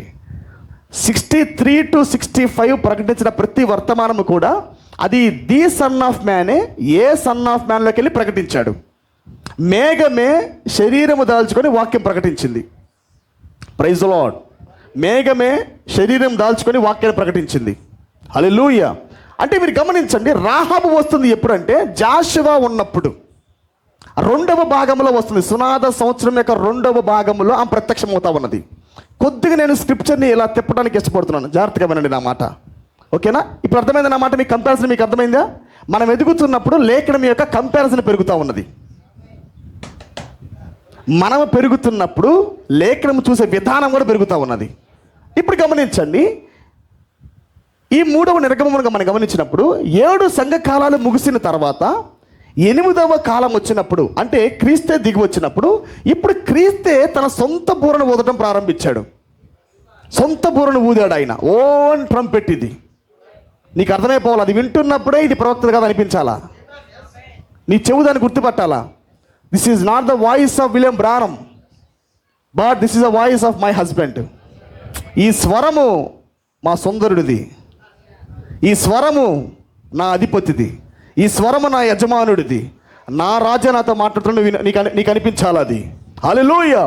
చూడండి, ఈ యొక్క ట్రంపెట్ ప్రపంచం మొత్తం ఊదబడింది. ఇప్పుడు 63లో దిగి వచ్చిన మేఘం యొక్క బూర ఊది బహుశా 63 నుంచి ఇప్పటివరకు ఎన్ని సంవత్సరాలు ఉండొచ్చు?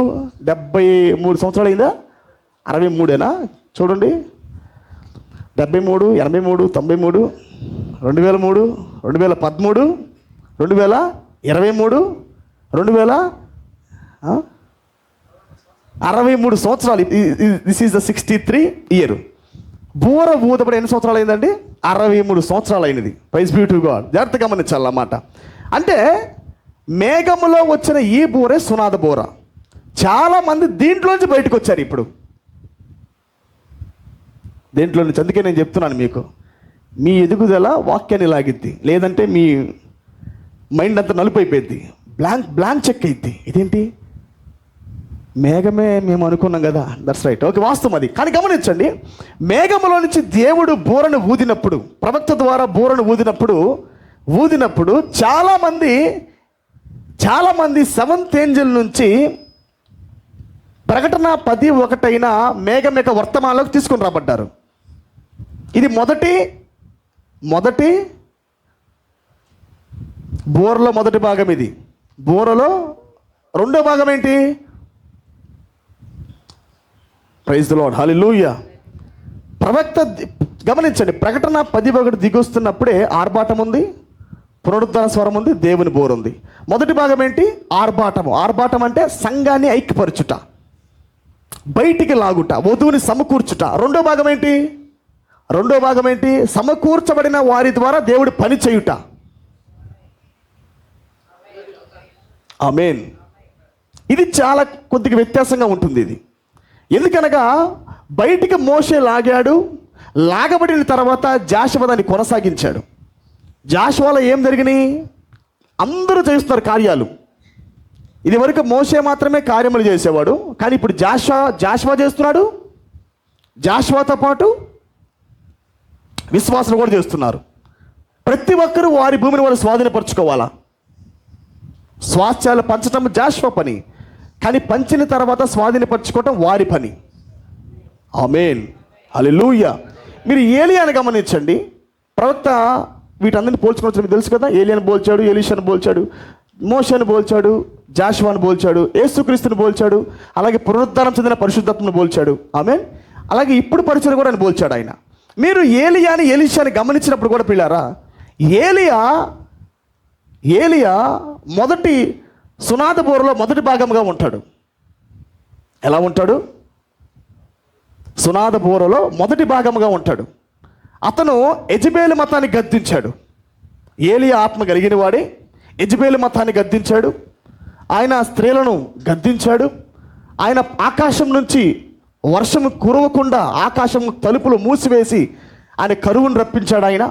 అలాగనే 400 మంది ప్రవక్తలను చంపాడు కర్మేలు పర్వతం మీద సవాలు విసిరి. మంచి ఛాలెంజర్ ఆయన. అలాగనే అదే ఏలియా కింద సారేపతి విధవరాలు ఇంటిలో ఏం చేశాడు? నూనెను రొట్టెను ఉపికింపజేశాడు ఆయన. హల్లెలూయా. అండర్ ఇన్స్పిరేషన్, ప్రేరేపణ కింద ఏలియా గొప్ప కార్యములు చేశాడు. అయితే ఎలీషా ఏమంటాడంటే, నీకేమి కావాలని ఎలీషాని అడిగినప్పుడు ఎలీషా ఏమన్నాడు?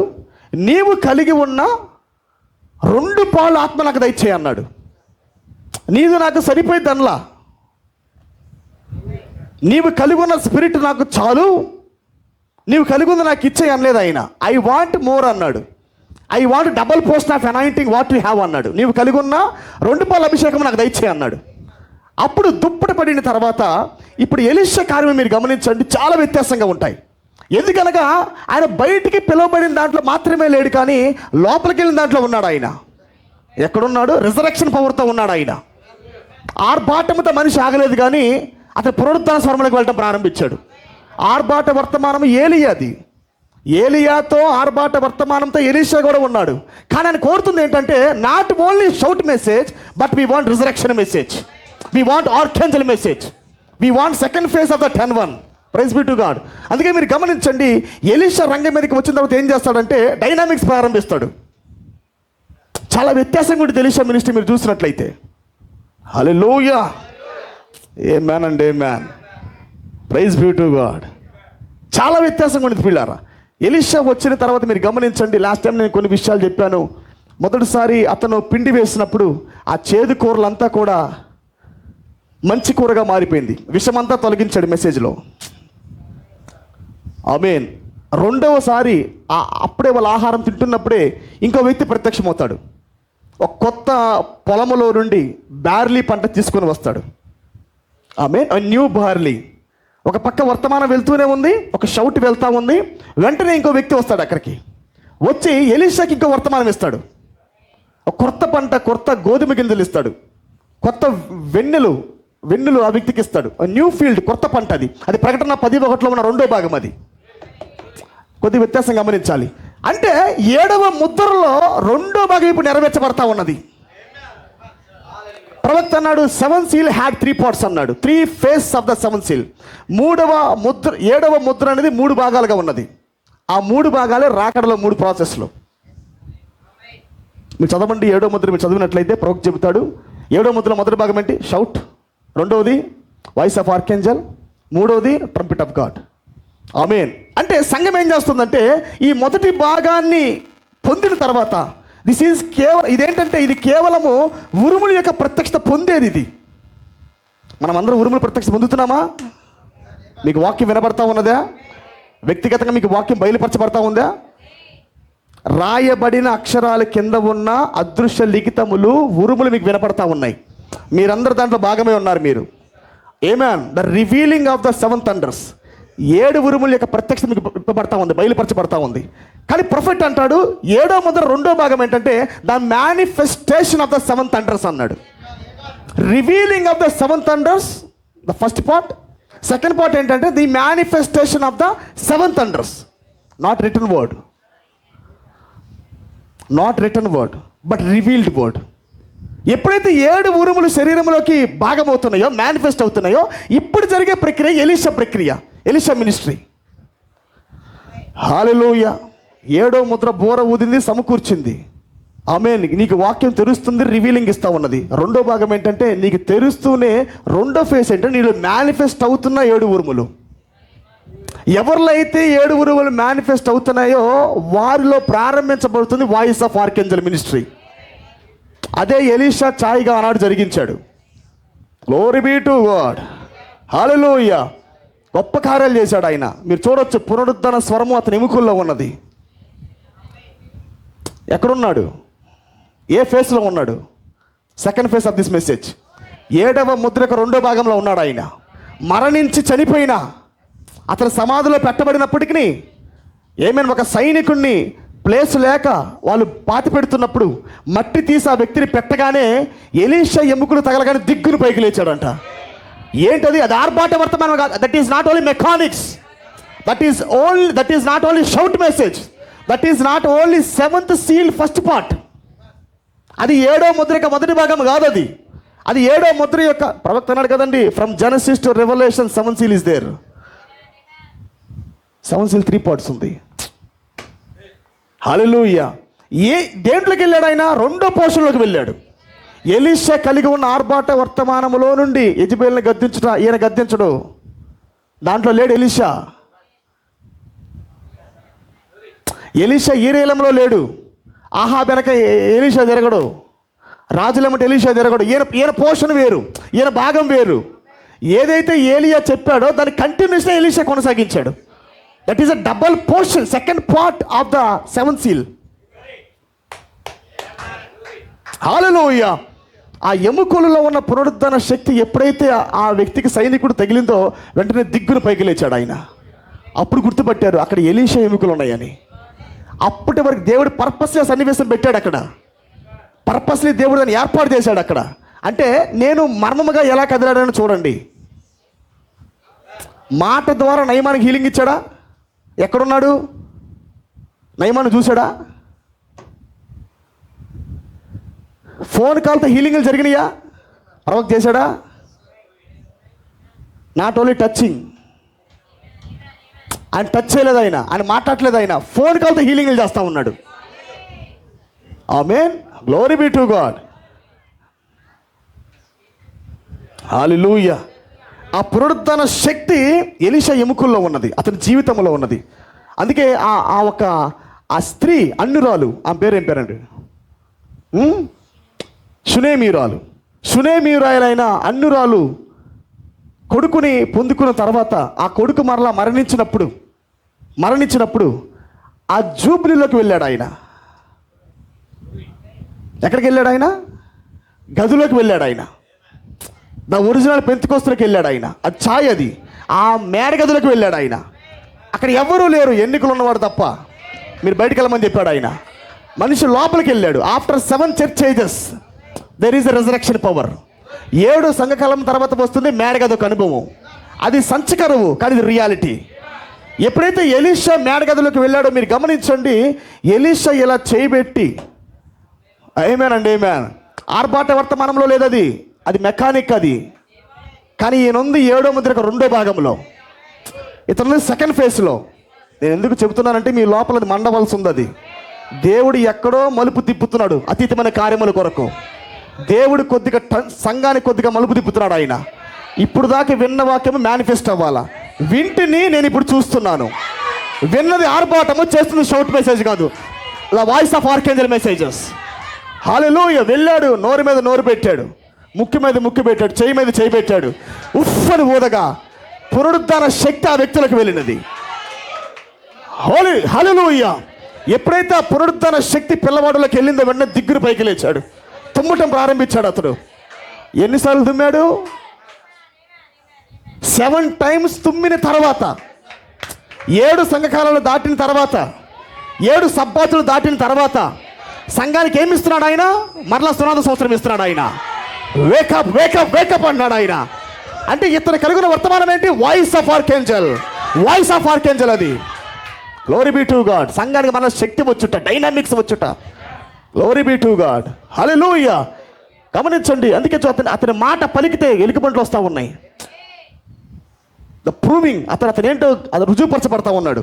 అతను పలుకుతా ఉంటే పునరుద్ధానం జరుగుతూ ఉంది. నిజానికి ప్రవక్త వల్ల ఎలీషాను మొత్తి దేవుడు తీసుకెళ్ళాడు. మరణకరమైన రోగముతో ఎలీషా మృతి చెందెను. ఏంటి? ఎముకల్లో పునరుద్ధరణ శక్తి కలిగి. ఒక వివాదాస్పదమైన ఒక సన్నివేశముగా, ఒక కార్యముగా మీరు చూడండి. ప్రవక్త మరణం ఎలాగుంది? యాక్సిడెంట్. ఎవరన్నా నమ్ముతారా? అంత పెద్ద ప్రవక్త యాక్సిడెంట్ అవ్వటం ఏంటి? ఆయనకు అన్నీ తెలుసు. అయితే కానీ ఎలా తీసుకెళ్తున్నాడు ఆయన? పర్పస్లీ మన కొరకే దేవుడు వారిని తీసుకెళ్ళాడు. పిల్లారా, అతని ఎముకల్లో ఉంది పునరుద్ధరణ శక్తి. Glory be to God. ఏలియాది ఎలీషాలోకి రావడం కాదు, అది ఏలియా చేసింది మొదటి పోషనే. కానీ ఎలీషా చేస్తుంది ఏలియాది క్రీస్తుది. అందుకే ప్రవక్త చేసింది 63 తర్వాత ప్రవక్తది కాదు, అది ప్రవక్తది, ది సన్ ఆఫ్ మ్యాన్ది. ఈ the son of man manifest అయ్యాడు లోపల. హల్లెలూయా. Glory be. అర్థమవుతుందన్నమాట మీకు? అర్థం స్పష్టం అవుతుందన్నమాట. అందుకని 7వ ముద్ర పగలగొట్టబడిన తర్వాత ఏం జరుగుతుంది? ఇప్పుడు 2nd phase. ఏమే, ఆయన వచ్చాడు, మేఘంగా నేను పిలిచాడు, స్వరముగా ఆకర్షించాడు, ఆర్భటంలో పెట్టాడు. రైట్, అంతా వాస్తవమే. Where is the dynamics? ఇప్పుడు ఏం చేస్తున్నాడు ఆయన? నీకు ఇవ్వబడిన ఆ revealed word, not return word, but Thunders, ఉరుములు నీకు ఇవ్వబడతా ఉన్నాయి, ఉరుములు నీకు బయలుపరచబడతా ఉన్నాయి. ఇప్పుడు ఏం చేయాలి? నిన్ను పురుకొల్పాలి నిన్నవి. హల్లెలూయా. Glory be to God. ఎక్కడికో నేను లాగాలవి, ఒక స్థానంలోకి లాగాలవి, ఒక పొజిషన్లోకి లాగాలవి. ఏమేనండి, మ్యాన్.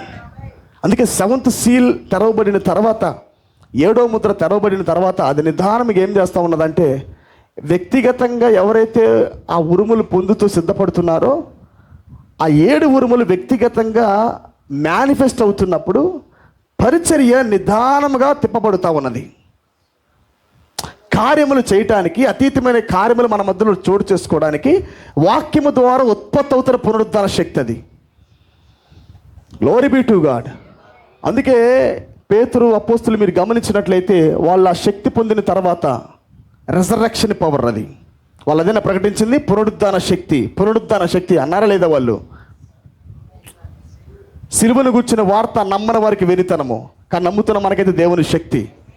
ఆమేన్. వాళ్ళు ఏం ప్రకటించారు? వాళ్ళు పునరుద్ధాన శక్తి, పునరుద్ధాన శక్తి అన్నారు వాళ్ళు. అంటే కేవలం దేవుడి మాటలతో మాత్రమే లేడు, కానీ not only shout message but the voice of archangel. ఆమేన్. దేవుని రాజ్యం అనేది మాటలతో లేదు, కానీ 7వ ముద్ర అనేది ఆర్భాటంతో మాత్రమే లేదు, కానీ not only mechanics but dynamics అన్నాడు పౌలు వచ్చి. ఆమేన్. హల్లెలూయా. Glory be to God. గమనించండి, పౌలు రావటమే ఏ ఛాంబర్లో వచ్చాడంటే పిల్లారా, సునాద సంవత్సరం యొక్క మొదటి భాగంలో రాలేదు ఆయన. ఎవరో యోధా గోత్రంలో ఆయన బయటికి పిలవలా, వెళ్ళి యేసుక్రీస్తు వెళ్ళి పౌలు బయటికి రానలా. ఆమేన్. పట్టబడటం ఎలా పట్టబడ్డాడు? Voice of archangel. వాక్యము శక్తి, మెకానిక్స్ అండ్ డైనామిక్స్. ఎలా వచ్చాడు అతడు? మెకానిక్స్, డైనామిక్స్ రెండు కదిలాడుతున్నాయి ఆయనలో. చలింపుచ్చే శక్తి వెళ్తూ ఉంది, జీవింపుచ్చే ఆత్మ వెళ్తూ ఉంది. వాక్యం ప్రకటిస్తున్నాడు, మరణిస్తే పైకి లేపుతా ఉన్నాడు. హల్లెలూయా. Glory be to God. అందుకే ప్రవక్త కేవలము ఆర్భాట వర్తమానం చెప్పి వెళ్ళిపోలా. మొదటి ఈడ్పు, 2 ఈడ్పులు కాదు నేను మాట్లాడుతుంది. 3వ ఈడ్పులో ప్రవక్త 3 ఈడ్పు వాక్యాన్ని విప్పిన తర్వాత మీరు చూసినట్లయితే 59 వచ్చేసరికి ఆయన రిహార్సల్ ప్రారంభిస్తూ ఉంటాడు. అప్పటికే సునాద సంవత్సరము బోర. Glory be to God. అది రాకముందే కొన్ని ప్రవక్త జీవితంలో కొన్ని కార్యములు చేస్తూ ఉంటాడు ఆయన. హల్లెలూయా. మీరు గమనించండి, 63లో దేవుడిలోకి ప్రవక్తలోనికి మేఘము శరీరమైన తర్వాత ప్రవక్త పలికే స్టేట్మెంట్ మీరు గమనించినట్లయితే చాలా వ్యత్యాసంగా ఉంటాయి. అది కేవలం ఆర్భాట వర్తమానము ద్వారా వదిలించుకుంది కాదు, అది పోగొట్టుకునే కాదు అది. ఆమేన్. Glory be to God. చనిపోయిన వ్యక్తులను అలా పైకి లేపుట అని ఏమన్నాడు? సునాయాసంగా కార్యములు జరుగునన్నాడు. It's our promise. మరణములో నుంచి పైకి లేపుట అనేది, ఆ మాట పలికాడంటే ఖచ్చితంగా దాన్ని ఇచ్చే శక్తి ఉంటుంది కదా. ఒక స్టేట్మెంట్ విడుదల చేయబడిందంటే, ఒక వ్యక్తిలో ఒకటి మేనిఫెస్ట్ అయిందంటే ఖచ్చితంగా దాని వెనకాల బ్యాక్గ్రౌండ్ ఉన్నది, ఆ వాక్యం విప్పుదల ఉన్నది, ఉరుము మేనిఫెస్టేషన్ అవుతా ఉంది, రివీల్డ్ వర్డ్ మేనిఫెస్ట్ అవుతా ఉన్నది. గ్లోరీ బీ టు గాడ్. ప్రవక్తకి బైబిల్ కొత్త బైబిల్గా మారిన తర్వాత ఆ న్యూ బైబిల్ శరీరమైంది. Interpretation of the third Bible, 3వ బైబిల్ యొక్క అనువాదం అంతా కూడా ప్రవక్తలో మేనిఫెస్ట్ అయింది. ఎప్పుడైతే ప్రవక్తలో 7 ఉరుములు ప్రత్యక్షపరచబడ్డాయో, ఇప్పుడు ప్రవక్త పలుకుతుంది మొత్తం కూడా పునరుద్ధాన స్వరమే, ఆర్కేంజల్ వాయిస్ అది. ఆమేన్. నీ పిల్లోడు కావాలంటే పంపిస్తా, అది అక్కడే ఉంచుతా అన్నాడు. కావాలా కిందకి రప్పిస్తా, లేదా అక్కడే ఉంచుతా. హల్లెలూయా. సర్పం వస్తుంది, దాన్ని గద్దిస్తున్నాడు. పాము సర్పం ఎదురైనది. దేవుని ఆత్మ ఏం చెబుతున్నది? Speak it. సర్పాన్ని చూస్తున్నాడు, దాని స్వభావాన్ని విరగొడుతున్నాడు. ఎస్ ఆకారంలో ఆ సర్పం అలాగా పైకి వెళ్ళిపోతూ ఉంది, నీలి ఆకారంలో నుంచి వెళ్ళిపోతూ ఉంది. మెసేజ్ వెళ్తూ ఉంది, లాగుతూ ఉంది. మరలా దాన్ని పలికాడు, స్వభావం దానికి వచ్చినది. అంటే ఏ అథారిటీ అది? Resurrection voice. దేవుడు భూమి మీద ఉన్నప్పుడు కలిగి ఉన్నది ఏ స్వరం అది? లాజరు దగ్గర, లాజరు బయటికి రా అన్నాడు ఆయన. ఇది సంఘము గుర్తుపట్టలే, కానీ ఆయనకు తెలుసు. అంటే ఆయనలో మార్పులు జరుగుతూ ఉన్నాయి. యేసు క్రీస్తులోనే 7వ ముద్ర 3 భాగాలుగా పగలగొట్టబడతా ఉంది. ఆయన పలికాడు ఆ మాట. మొదటిగా దేవుడు ఎలా వచ్చాడు? వాక్యముతో అద్భుతాలు చేశాడు, ఆశ్చర్య కార్యములు చేశాడు. హల్లెలూయా. వాక్యము తన కార్యములు జరిగించాడు. 2వ భాగం ఏంటి? నేనే పునరుద్ధానము, నేనే జీవం అన్నాడు ఆయన. హల్లెలూయా. మీరు గమనించండి, ఆయన దేవుడిలాగా తీసుకోవద్దు మీరు. మనకి ఏమాత్రం మాదిరి ఉండదు. ఇంకా మీరు ఆయన దేవుడు పెట్టారు, మీకు మాదిరి ఉండదు. అట్లాగా నేను తీసుకోవాల్సింది. లైక్ ఏ మ్యాన్, ప్రవక్త ఎలాగైతే జీవించి మారాడో, ఆయన పలుకబడిన మాటగా పుట్టినప్పటికీ ఆయన మనవలే శ్రమించాడు, మనవలే కష్టపడ్డాడు, మనవలే ఆయన ప్రార్థించాడు, మనవలే రక్తముగా మార్చబడ్డాడు, చెమట రక్తంగా మారింది ఆయనకి. అవునా కాదా? గమనించండి, ఆయన ఎలా ఉన్నాడు? రాత్రంతా ప్రార్థనలో గడిపాడంట. నిజం చెప్పండి, పలుకబడిన మాట వ్యక్తికి ప్రార్థన అవసరమా? పరిపూర్ణుడు ప్రార్థన చేయాల్సిన అవసరం ఉన్నదా? కానీ ఎందుకు ప్రార్థిస్తున్నాడు? మానవత్వంలో ఉన్నాడు ఆయన. అసలు మానవత్వంలోకి వచ్చిందే నాలాగా, నేనే మీకు మాదిరి. మీరు అనుకోవచ్చు, దీన్ని కొట్టలేనేమో, నువ్వు దేవుడు కాబట్టి కొట్టావు ప్రభు అని మీరు అనొచ్చు. లేదు లేదు లేదు, నేను పర్పస్లీ మానవుని అవుతున్నా. నేను పుట్టాలంటే నేను ఆదాములాగా పుట్టొచ్చు, నేను పుట్టాలంటే పరిపూర్ణ పురుషుడిగా ఆదాములాగా నేను పుట్టొచ్చు. కానీ పర్పస్లీ మీరు కూడా నాలాగా అవ్వాలనే ఉద్దేశంతో నేను పుట్టే ఇట్లా నేను. కాబట్టి యేసుక్రీస్తు చిన్నప్పటి నుంచే పనిచేయటం ప్రారంభించాడు. ఆమెను కష్టపడుతున్నాడు, ఆయన ప్రార్థిస్తున్నాడు, బైబిల్ ధ్యానిస్తున్నాడు. Praise be to God. ఆయన సాధారణంగానే ఉన్నాడు ఆయన, కానీ వాక్యమై ఉన్నాడు. ఆయన మానవుడు ప్లస్ దేవుడు. హల్లెలూయా. అందుకే చూడండి, ఆయన స్టార్టింగ్ రావటమే మరణంలో చక్కని లేపల. సీజన్ గమనించండి ఎలా ఆయన చెక్కుతున్నాడు. ఈ 3.5 సంవత్సరాల పరిచర్యలో 7వ ముద్ర ఆయనలో 3 భాగాలుగా తెరవబడింది. తండ్రి క్రీస్తులోకి కుమ్మరించబడ్డాడు 3 భాగాలుగా. మర్మమై ఉన్న క్రీస్తు బయలుపరచబడుట, దేవుని మర్మముగా ఉన్న క్రీస్తు బయలుపరచబడుట. ఆయన ఏమై ఉన్నాడు? 3-fold mystery of God. ఆయన క్రీస్తులోకి వచ్చాడు. ఎలా వచ్చాడు? మొదటిగా 7వ ముద్ర మొదటి భాగంలోకి వచ్చాడు. తానేంటో తాను గుర్తుపట్టాడు. లేఖనముల్లోకి వచ్చాడు, స్పష్టతలోనికి వచ్చాడు. నేను ఎక్కడి నుండి వచ్చానో నాకు తెలుసు, ఎక్కడికి వెళ్తున్నానో తెలుసు. I came from father, I go back to father. హల్లెలూయా. ఎన్ని శోధనలు వచ్చినా ఆయన వాక్యాన్ని పట్టుకొని ఉన్నాడు ఆయన. హల్లెలూయా. ఎప్పుడైతే ఆర్భాట వర్తమానము 7వ ముద్ర వ్యక్తిగతంగా ఆయన తెరవబడిందో, ఆయన దాంట్లో కార్యం చేయడం ప్రారంభించాడు. 2వ భాగం ఎక్కడికి వెళ్ళాడు ఆయన? లాజరు మరణించినప్పుడు లాజరు సమాధి దగ్గర the order of the rapture reveal చేశాడు. తండ్రి కలిగి ఉన్న మనసును బయలుపరిచాడు అక్కడ. పౌలు దాన్ని చూసే రాశాడు, the order of the rapture. అసలు ఎలా ఆయన దాన్ని కలిగి ఉన్నాడంటే, the order of the rapture ఏంటంటే, ఆయన మొదటిగా ఆర్భాటంలో ఉన్నాడు, తర్వాత పునరుద్ధరణ స్వరములో ఉన్నాడు. ఎందుకంటే అపోస్తలుడైన పౌలు అది భాగాలుగా వెళ్తుంది. Glory be to God. ఆ 7వ ముద్రని పౌలు గమనించాడు. 7వ ముద్ర ఎలా రివీల్ అవుతుందంటే, అది 3 భాగాలుగా రివీల్ అవుతా ఉన్నది. యేసు క్రీస్తు అది 3 భాగాలుగా రివీల్ అయింది అది. హల్లెలూయా. సంఘము దాన్ని నమ్మే విషయంలో విశ్వాసంగా ఉన్నది, కానీ ఆయన కరెక్ట్గానే ఉన్నాడు ఆయన. సంఘం అన్నదే, ప్రభువా ఒకవేళ నీవు కానీ ఉన్నట్లయితే బ్రతికేవాడే ప్రభువా మా తమ్ముడు అన్నది. కానీ ఆయన ఏమన్నాడు? Martha, I am the resurrection and the life అన్నాడు. నేనే పునరుద్ధానము, నేనే జీవం అన్నాడు ఆయన. ప్రవక్త ఒక మాట అంటాడు, పిడారా, ఒకవేళ దేవుడు కానీ సమాధి దగ్గర నిలబడి లాజరు అనే పదం పలకకుండా బయటికి రానట్లు అందరూ వచ్చేవాళ్ళేనంట. శక్తి గమనించండి. లాజరు బయటికి రా అనే పదంగానే ఉపయోగించకుండా ఉన్నట్లయితే, లాజర్ అనే పేరు కానీ పెట్టకపోయినట్లయితే ఆదాం మొదలుకొని అందరూ వచ్చేవాళ్ళంట, పైకి లేచి అబ్రాం నడుచుకుంటూ వచ్చేవారంట. ఆయన అన్నాడు, ఆయన అప్పటికే ఆ స్టేజ్లోకి వచ్చాడు అన్నాడు. కుమారుడు వారసత్వంలోకి వచ్చాడు, కుమారుడు దత్తపుత్రత్వంలోకి వెళ్ళాడు, కుమారుడు అడాప్షన్లోకి వెళ్ళాడు. ఇప్పుడు తండ్రి ఉన్నప్పుడు ఎలాగ జరుగునో కుమారుడు అలాగూ చెయ్యను. ఆమేన్. ఇది మన స్వాస్థ్యం అని నమ్ముతారా మీరు? దేవుడు చేశాడు, ప్రవక్త చేశాడు అని చెప్పేది కొద్దిగా ఆపేసుకొని, మనలో ఎంతవరకు ఉరుములు మేనిఫెస్ట్ అవుతున్నాయి, మనలో ఎంతవరకు 7 ఉరుములు మేనిఫెస్ట్ అవుతున్నాయి. ప్రవక్త క్లారిటీగా అంటాడు, 7 thunders గివ్ ద ర్యాప్చరింగ్ ఫెయిత్ అన్నాడు. గివ్స్ ద ర్యాప్చరింగ్ ఫెయిత్ అంటే ఇట్ మస్ట్ మేనిఫెస్ట్ అని అర్థం.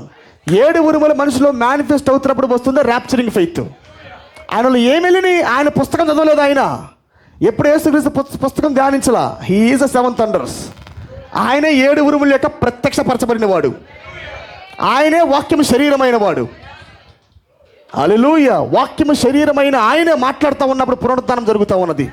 తల్లి తాకుమి అంటే మనుషులు లేస్తూ ఉన్నారు, లాజరు బయటికి రంటే బయటకు వస్తూ ఉన్నాడు. హల్లెలూయా. ఆ కలవరి సిలువ దగ్గర బిగ్గర కేక వేసినప్పుడు ద ఆర్కేంజల్ వాయిస్ జరిగింది అక్కడ, రియల్ రిజరక్షన్ వాయిస్ జరిగింది అక్కడ. అవునా కాదా? ఏమైనా గమనించారా? నిజమైన పునరుద్ధాన స్వరము జరిగిందేమో కలవరి సిలువలో. దానికి ముందు ఏం చేశాడు? లాజరుని లేపాడు. ఆమేన్. నిజమైన పునరుద్ధరణ స్వరం జరిగిందేమో కలవరి శిలువలో. ఆయన సమాప్తమైన పలికినప్పుడు అందరూ పైకి లేచారు. మృతులు అక్షయులుగా మారారు. వాళ్ళందరూ మహిమా శరీరం ధరించుకొని వచ్చారు. దీనికి ముందే లాజరు సమాధి దగ్గర బయటికి రాని పలికినప్పుడు అక్కడ మరలా లాజరు చనిపోయిన 4 రోజులైంది, బతికి బయటకు వచ్చాడు. ఆమేన్. అదేంటి? రిహార్సల్. అది 7వ ముద్ర అనేది ఏం జరుగుతూ ఉన్నది? పునరుద్ధరణ స్వరం ఇస్తూ ఉన్నది. ఒక అపాయింట్మెంట్ దేవుడు మనకిస్తూ ఉన్నాడు. ఆయన దాన్ని బట్టి ప్రవక్త అంటాడు, ఆ శక్తి సంఘంలోకి వెళ్ళడం ఆరంభించినప్పుడు, మనుషులలో 7 ఉరుములు ప్రత్యక్షపరచబడటం ఆరంభించినప్పుడు, ఆమేన్, మరణములో ఉన్నవారిని లేపుట సునాయాసం అంటాడు. అంటే ఫెయిత్ ఉన్నది ఉరుములలో గనక. రిజరక్షన్ ఫెయిత్ ఉంది ఎక్కడ? ఉరుములలో గనక. ఉరుములు మేనిఫెస్ట్ అవుతున్నప్పుడు వస్తున్నాయి గనక. ఈ జూబ్లీ ఆఫ్టర్ 7 చర్చ్ ఏజెస్, 7 సబ్బాతుల తర్వాత వస్తున్నది 50 అయినా ఈ ప్రకటన 10:1. 7వ ముద్ర తెరవబడింది ఎప్పుడు? 63లో. హల్లెలూయా. అది తెరవబడినప్పుడే మనము లైక్ ఏ పెంతెకోస్తు ఉద్యమంలోకి వెళ్ళినట్టుగా వెళ్ళాం. సంచకరువు కాదు, కానీ టైప్ మాట్లాడుతున్నాను నేను. ఆమేన్. ఆఫ్టర్ 49 days ఎలాగైతే వాళ్ళు పెంతెకోస్తు మేడగదిలోకి వెళ్ళారో, ఇప్పుడు సంఘము కూడా పెంతెకోస్తు మేడగదిలోకి వెళ్ళింది ఆ రిజరెక్షన్ వాయిస్ కొరకు. హల్లెలూయా. ఆ మాట మీకు అర్థమవుతున్నదా? కాబట్టి ప్రతిరోజు వాక్యం విప్పబడుతున్నప్పుడు ఏం జరుగుతూ ఉన్నది మీలో? అది ఈ విషయం ఏంటంటే ఇది వ్యక్తిగతంగా స్లోగా ప్రారంభించబడిన కార్యక్రమాలు ఇవి. అందుకే నేను అంటున్నాను, ఇప్పుడు నేను చెబుతున్న వాక్యము మీరు ఎదిగితే కానీ అది అర్థం కాదు. అర్థమైంది నా మాట? మీరు వ్యక్తిగతంగా పైకి ఎదిగితేనే లేఖనం యొక్క అనువాదం పెరిగిద్ది. లేఖనం ఒక్కటే, కానీ పొరలుగా ఉన్నది, తెరలుగా ఉన్నది. నీవు పెరిగితేనే నువ్వు దేవుని చూడగలవు. ఈ బైబిల్ ఒకటే, బైబిల్ మారదు. కానీ మనమే ఎక్కుతూ ఉంటాం దీంట్లోకి. ఎంత ఎక్కినా ఎత్తబడే విశ్వాసం పొందేదాకా నీకు తెరవబడతానే ఉండిద్ది. ర్యాప్చరింగ్ ఫెయిత్ నువ్వు పొందేదాకా నీకు వాక్యము తెరవబడతానే ఉండిద్ది. ఇది అంత శక్తివంతమైన వాక్యం ఇది. కాబట్టి చాలా సామాన్యమైన వాక్యాలు ఉన్నాయి దీంట్లో, అవే చాలా ఇంపార్టెంట్. మీరు అనుకోవచ్చు సింపుల్ ప్రజలను చూసి బైబిల్లో వీళ్ళు కాదు పెద్దవాళ్ళు ఎత్తుకుందాం అనుకోవద్దు. దేవుడు సామాన్యతలో మరుగుపరిచాడు. సామాన్యమైన జీవితాల్లో దేవుడు మనకు కావాల్సిన ఆహారం పెట్టాడు అక్కడ. ఏమైనా మన జీవితంలో జరుగుతున్నవే వారిలో దేవుడు ఛాయలుగా పెట్టాడు. ఆమేన్. అందుకే ఆయన అంటాడు లేఖనం యొక్క శక్తి అన్నాడు ఆయన. యేసుక్రీస్తు అంటాడు లేఖనం యొక్క శక్తి. మేము మొన్న మాట్లాడుకుంటున్నాం, కొన్ని విషయాలు మాట్లాడుకుంటున్నప్పుడు ఈ యొక్క లేఖనం గురించి మేము ప్రస్తావించినప్పుడు కొన్ని సంగతులు దేవుడు అక్కడ బయలుపరిచాడు. ఆకస్మికంగా పరిశుద్ధాత్మ దిగివచ్చి ఇన్స్పైర్ చేయడం ప్రారంభించాడు. అది ఏమంటారు వాటిని? Spiritual transportation. ఆత్మ సంబంధమైన రవాణా వ్యవస్థ మార్చబడుట. ఆత్మ సంబంధంగా రవాణా వ్యవస్థ మార్చబడుట. అపోస్తలుడైన పౌలు అంటాడు మనము పరలోక స్థలముల్లో కూర్చొండబెట్టబడి ఉన్నామన్నాడు. ఆమేన్. కూర్చొండబెట్టబడ్డామంటే we are in the supernatural real అని మాట్లాడుతున్నాడు. శరీరము కాలంలో ఉన్న మన స్పిరిట్ ఎక్కడుంది? ఒక ప్రపంచంలో పెట్టబడి ఉంది.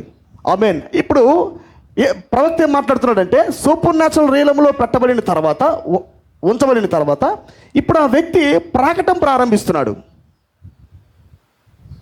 సడ్లింగ్ బేబీ, ప్రాకే వ్యక్తి, తర్వాత సైకిల్ తొక్కే వ్యక్తి. దేంట్లోనే మాట్లాడుతుంది? సూపర్ న్యాచురల్ రియలంలో, ప్రత్యక్ష సామ్రాజ్యంలో కాలాల గుండా ట్రాన్స్పోర్టేషన్ మారుతుంది. ఎలాగైతే టెక్నాలజీ అనేది మరి సైకిల్ నుండి మోటార్ సైకిల్కి వచ్చిందో, మోటార్ వెహికల్స్ నుంచి ఎలాగైతే అవి ట్రైన్గా మారిందో, అక్కడి నుంచి అవి ఎద్దుల బండి నుంచి సైకిల్ నుంచి మోటార్ వెహికల్స్ నుంచి ఏరోప్లైన్ నుంచి రాకెట్స్ నుంచి ఇప్పుడు ఎక్కడ ఉన్నారు వాళ్ళు? వ్యోమగాములు, మరో గ్రహంలోకి వెళుతున్న ప్రజలుగా మారారు. అంటే ఎలాగైతే భౌతికముగా టెక్నాలజీ కాల ప్రకారంగా పురోభివృద్ధి పొందుతా ఉన్నదో స్పిరిచువల్గా కూడా మనము ప్రపంచంలో ఉండటం అనేది ఎంత ఉన్నా మనం గమనించాలా. నేను కొద్దిగా ఎక్స్టాండ్ చేస్తున్నాను, మిమ్మల్ని కొద్దిగా బెల్ట్ కొద్దిగా లాగుతున్నాను మిమ్మల్ని. మీ మనసు కొద్దిగా అబ్రాడ్ అవ్వాలి, బ్రాడ్గా మారాలి, మీ తలంపులు బ్రాడ్ అవ్వాలి, మీ గదులు కొద్దిగా పెరగాలి, మీ భక్తి కొద్దిగా ఎక్స్టాన్షన్ అవ్వాలి.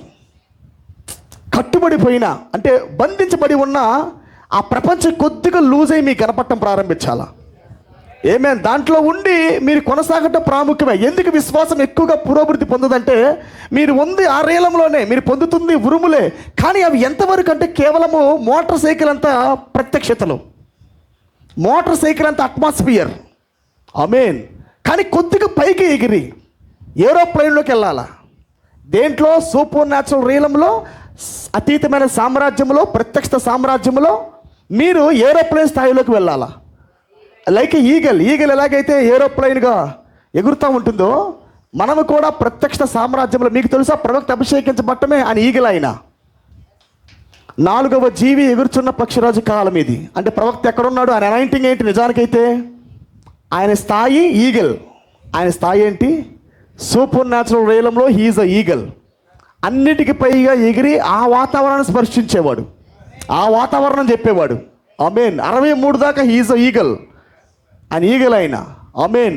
అందుకే ప్రవక్త అన్నాడు 63వ సంవత్సరంలో, బహుశా 62, 63 ప్రాంతంలో జాన్ గ్లెన్ అని ఒక వ్యక్తి అంతరిక్షంలోకి వెళ్ళాడు.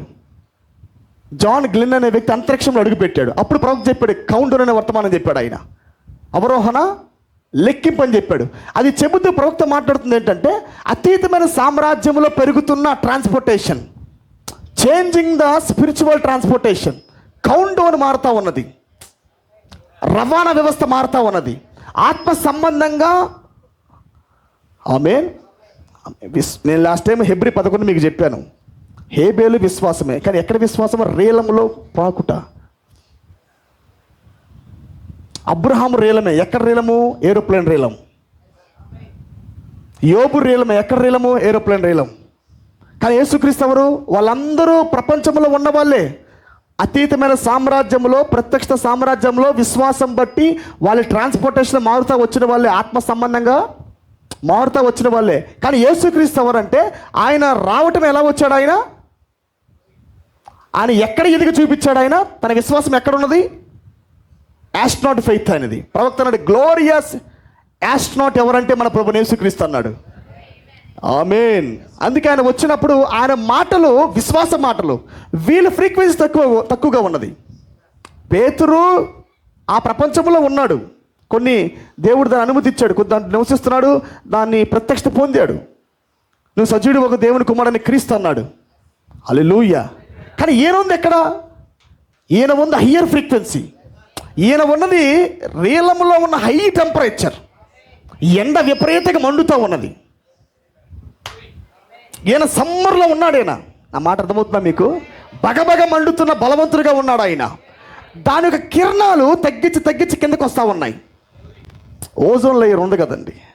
నిజానికి సూర్యుడు ఎక్కడో కొన్ని లక్షల కిలోమీటర్ దూరంలో ఉన్నాడు. అంత దూరం దేవుడు పెట్టాడు, భూమిని చాలా దూరంలో పెట్టాడు.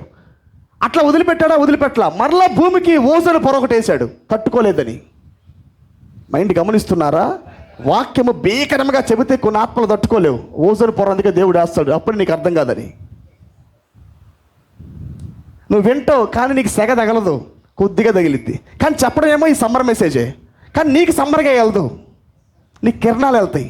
అది నీ ప్రాబ్లం కాదు, ఆయన వేసిన ఓజోన్ పొర. అది దేవుడు ఆయన. చూడండి, మూడు ఋతువుల్లో ఓజోన్ పొర ఉంది, అవునా కదా? కానీ ఎండ తీవ్రతకు ఓజోన్ పొర ఆగలేదు. ఆ ఎండ తీవ్రతకు బగ మండిపోయింది, ఓజోన్ పొర కూడా తట్టుకోలేదు. హల్లెలూయా. నా మాటలు మీకు అర్థమవుతుంది అనుకుంటా. Glory be to God. కాబట్టి ప్రియులారా, ఆత్మ సంబంధంగా యేసుక్రీస్తు ఎవరంటే యాస్ట్రోనాట్ ఫెయిత్ కలిగిన వాడు. ఆయన డొవ్వై ఉన్నాడు ఆయన. అందుకే ప్రవక్త అంటాడు, ఆయన ఎలా పుట్టాడు? ఆయన పావురంగా పుట్టాడు. యోహానికి సూచన ఏంటి? ఆయన మీద పక్షిరాజు వాలిద్ది అని కాదు, ఆయన మీద ఏం వాలిద్ది? డవ్ వాలుతుంది. ఆ డవ్ వాలటమే సూచన. ప్రవక్త అన్నాడు, డవ్ అంటే ఏంటి? డవ్ అంటే దేనికి సంబంధించినది? Glory to God. కాలంలో ప్రవక్త యేసుక్రీస్తు, నేను రాయమంటారా? అవుతులేండి, ఆలస్యం అయిపోతుంది, మనకి 9:30 అయింది కాబట్టి. అందరు బాగున్నారా? అమ్మా, బిగిచ్చేసే విరోధం మొత్తానికి. Glory be to God. గమనించండి పిల్లారా, యేసుక్రీస్తు పక్షులను చేసినప్పుడు ఆయన పక్షిరాజే అన్నిటికన్నా ఉన్నతమైన పక్షి. ఉన్నతమైన పక్షి ఎంతవరకు ఎగరగలదంటే ఆకాశం కింద ఉన్నతంగా ఎగరగలదు, కానీ ఆకాశం దాటి. కానీ ఈ టెక్నాలజీ గమనించండి, ఆకాశం కింద ఎగురుతున్నారు, ఆకాశం దాటి వెళ్తున్నారా? డౌట్గా ఉండొద్దు, గట్టిగా చెప్పేయండి, పర్లేదు. అవుట్ సైడ్ టెక్నాలజీ, రాకెట్ అనేది ఆకాశం కింద ఎగిరేది, ఆకాశం దాటి వెళ్ళేదా? ఆకాశాన్ని దాటి మరో గ్రహంలోకి వెళ్ళేది రాకెట్ అంటే. అంటే స్పిరిచువల్గా ఈగలేమో ఆకాశం కింద ఉంది, ఫిజికల్గా టెక్నాలజీ ఏమో ఆకాశం దాటుంది. అంటే ఏదో తేడా ఉంది ఇక్కడ. అందుకే ప్రవక్త అన్నాడు, జాన్ గ్లెన్ అనే వ్యక్తి గురించి ప్రస్తావిస్తే ప్రవక్త ఏమన్నాడంటే, డవ్ దిగొచ్చింది అన్నాడు, పావురం మన మధ్యలో ప్రత్యక్షమైన అన్నాడు. 6 పావురాలు కాదు కానీ 7వ పావురం దిగొచ్చింది అన్నాడు. అంటే ఏం ప్రస్తావిస్తున్నాడు ఆయన? గ్రహాన్ని దాటి వెళ్ళే ఒక పావురం మన మధ్యలోకి వచ్చినది. అదే పర్ఫెక్ట్ ఫెయిత్ అంటే, అదే సుప్రీం ఫెయిత్ అంటే, అదే యాస్ట్రానాట్ ఫెయిత్ అంటే. ఈగలు గమనించడానికి ప్రవక్త అంటాడు, ఈ గ్రహంలో ఉన్న ఈగలు మరో గ్రహంలో ఉన్న పావురము 2 ఐక్యమయ్యాయి. ఇట్లా ప్రవక్త వాటిని అమెరికాకి కెనడాకి మధ్యలో ఉన్న కాంటినెంటల్ లైన్ గురించి చెబుతూ ఉంటాడు. అమెరికా అంటే 7వ శిఖరం పైకి ఎక్కిన తర్వాత పక్కన ఉండేది ఏంటంటే కెనడా. దాంట్లో ఉండేది కేవలం ఒక లైన్ మాత్రమే, కాంటినెంటల్ లైన్. ఇది దాటగానే కెనడా ఉంటుంది. ప్రవక్త అంటాడు, ఆ డెజర్ట్ ఏరియా ఏంటంటే డవ్ అన్నాడు. ఎల్లప్పుడూ వాగ్దాన భూమి డవ్ అయి ఉందన్నాడు. అంటే డవ్ అంటే ఏంటి? Perfect faith. డవ్ అంటే ఏంటి? ర్యాప్చరింగ్ ఫెయిత్. డవ్ అంటే ఏంటి? Astronaut faith. అందుకే యేసుక్రీస్తు not only eagle but dove. ఏ ప్రవక్తలు డవ్ కాదు, యేసుక్రీస్తు మాత్రమే డవ్. మరొక్కసారి ప్రవక్త డవ్గా మార్చబడ్డాడు. నా మాటలు మీకు అర్థమవుతున్నదా? లెట్ దేర్ బి ఇచ్చే రివైవల్ అది, లెట్ దేర్ బి ఇచ్చే ఫెయిత్ అది. పలుకబడిన మాట ద్వారా సృష్టిని చేసే విశ్వాసం అది. ఏ విశ్వాసం? డవ్ ఫెయిత్ అది. Glory be to God. అందుకే ప్రవక్త అంటాడు, వైట్ ఈగిల్ అన్నాడు. నేను అందుకే అన్నా లాస్ట్ టైము, కాలము నిత్యత్వం ఏకమైతే వైట్ ఈగల్, నిత్యత్వంలోకి వెళ్ళిపోతే డవ్వే. స్పష్టత అవ్వాలి. Promised land is a Dove, promised land is a Dove.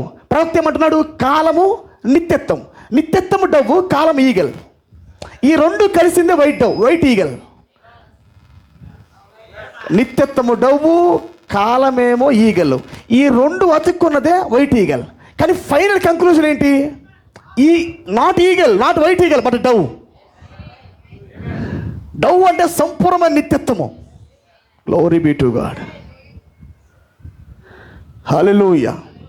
ఆ పర్ఫెక్ట్ ఫెయిత్ మన మధ్యలో దిగి వచ్చింది. అందుకే మనలో ట్రాన్స్పోర్టేషన్ మారాలా. మీరు వాక్యములో ఉండి ప్రత్యక్షలు పొంది జీవిస్తున్నారు కదా, కొద్దిగా సడ్లింగ్ బేబీగా ఉన్నారనుకోండి, మీ బేబీ ఫెయిత్ అనుకోండి. ప్రవక్త అన్నాడు ఈ మాట, బేబీ ఫెయిత్ అన్నాడు, ప్రాకే విశ్వాసం అన్నాడు, ఆడుకునే విశ్వాసం అన్నాడు. క్షమించండి, ఓకేనా? చిన్న పిల్లవాడి విశ్వాసము ఫెయితే, కానీ పిల్లవాడి విశ్వాసము. ప్రవక్త అందుకే అంటాడు, increase our faith Lord, Lord increase our faith Lord. Hallelujah. Glory be to God. విశ్వాసము పుట్టింది మొదలుకొని ఎక్కడికి వెళ్ళాలి? రొమ్ము మీద అన్నాడు ఆయన. సంపూర్ణ పురుషుడిగా విశ్వాసం మారాలి, పర్ఫెక్ట్ ఫెయిత్గా విశ్వాసం మారాలి. ఎప్పుడైతే ఇది పర్ఫెక్ట్ అవుతుందో, ఉరుములు మేనిఫెస్ట్ అయినప్పుడు విశ్వాసం పర్ఫెక్ట్ అయింది. ఇది అయినప్పుడు వచ్చేది వాయిస్ ఆఫ్ ఆర్కేంజల్ మినిస్ట్రీ. 7వ ముద్రలో 2వ భాగం నెరవేర్చబడతా ఉండిద్ది. Glory be to God. అందుకే నేను అంటున్నా, ట్రాన్స్పోర్టేషన్ మార్చండి. సైకిల్ దిగండి చాలే, కానీ ఇంకా సైకిళ్ళు, పాత సైకిల్ తొక్కుతూనే ఉన్నారు. ఇంకా ఆ ప్రత్యక్ష సామ్రాజ్యంలో ఇంకా సైకిల్ దొక్కుంటూ భూమి మీదే ఉన్నారు చాలామంది. కొద్దిగా దాన్ని వదిలిపెట్టి ఏరోప్లేన్ ఎక్కండి, కొంతమంది హెలికాప్టర్ ఎక్కండి, కొద్దిగా పైకి ఎగరాలి కొద్దిగా, ఓకేనా? పై తరంగాలు చూడాలి. మీరు భూమి మీద ఉంటే శత్రువు పెద్దవాడిగా ఉంటాడు. మీ ప్రత్యక్షత, మీ స్పిరిచువల్ ట్రాన్స్పోర్టేషన్, మీ ఫెయిత్ ట్రాన్స్పోర్టేషన్ మారినప్పుడు వాడు చిన్నవాడు అవుతాడు. ప్రవక్త ఎక్కడి దాకా వెళ్ళాడు తెలుసా? గ్రహాన్ని దాటి వెళ్ళాడు ఆయన. అందుకే అంటాడు నాకు మరణము లేదు. ఏ ఫెయిత్ అది? నా బ్రతికి నా యందు విశ్వాసం ఉంచువాడు అది దానికి నెరవేర్పదే. హల్లెలూయా. ఆయన ఏమన్నాడు? బ్రతికి నా యందు విశ్వాసం ఉంచువాడు అన్నిటికీ మరణించడు అన్నాడు. ఈయనేమంటున్నాడు? నాకు మరణం లేదన్నాడు. ఇంక రెండు ఒకటే. అదే మేనిఫెస్ట్ అయింది ఆయనలో. అంటే ఈయన పలికిన టెంపో ఎంత? Astronaut faith, the transportation of the astronaut. ఎవరు పలికింది? యేసుక్రీస్తు. యేసుక్రీస్తు లేఖనం అది చిన్నది కాదు అది. ఆహా, మీరు పెరిగితే అది అర్థమైంది. ఓ ప్రభు అంత హైట్ నన్ను తీసుకెళ్ళి ప్రభు. అదేం పైన ఉంది, మన ట్రాన్స్పోర్టేషన్ కింద ఉంది, వాగ్దానం పైన ఉంది, విశ్వాసం కింద ఉంది. మనం ప్రార్థిస్తూ ఉంటాం, అది జరగదు. మన విశ్వాసం పెరిగితే జరిగిద్ది. వాగ్దానం 100%, విశ్వాసం 30%. ఎలా మనం పొందగలమా? మన ఫెయిత్ ఇంక్రీజ్ అయితే వాగ్దానం మనకు అతుక్కునిద్ది. Glory be to God. అందుకే నేను అంటున్నా, ట్రాన్స్పోర్టేషన్ మార్చండి. ఉదయకాల ప్రార్థనలో ట్రాన్స్పోర్టేషన్ మారాలా, బయలుపాట్లో ట్రాన్స్పోర్టేషన్ మారాలా, మీ తలంపుల్లో వ్యవస్థ మారాలా, మీ ఆలోచన మారాలా, ప్రత్యక్షత పెరగాల. గొంగలు అక్కడే ఉండకూడదు, వేసిన గొంగలు వేసినట్టే ఉండకూడదు. రెవల్యూషన్ ఇంక్రీజ్, ఫెయిత్ ఇంక్రీజ్ అవ్వాలా. హల్లెలూయా. ఇంక్రీజ్ అయ్యాయి ఎక్కడికి వెళ్ళిపోవాలా? నాకు మరణము లేదు. మరణమా నీ ముళ్ళు ఎక్కడ?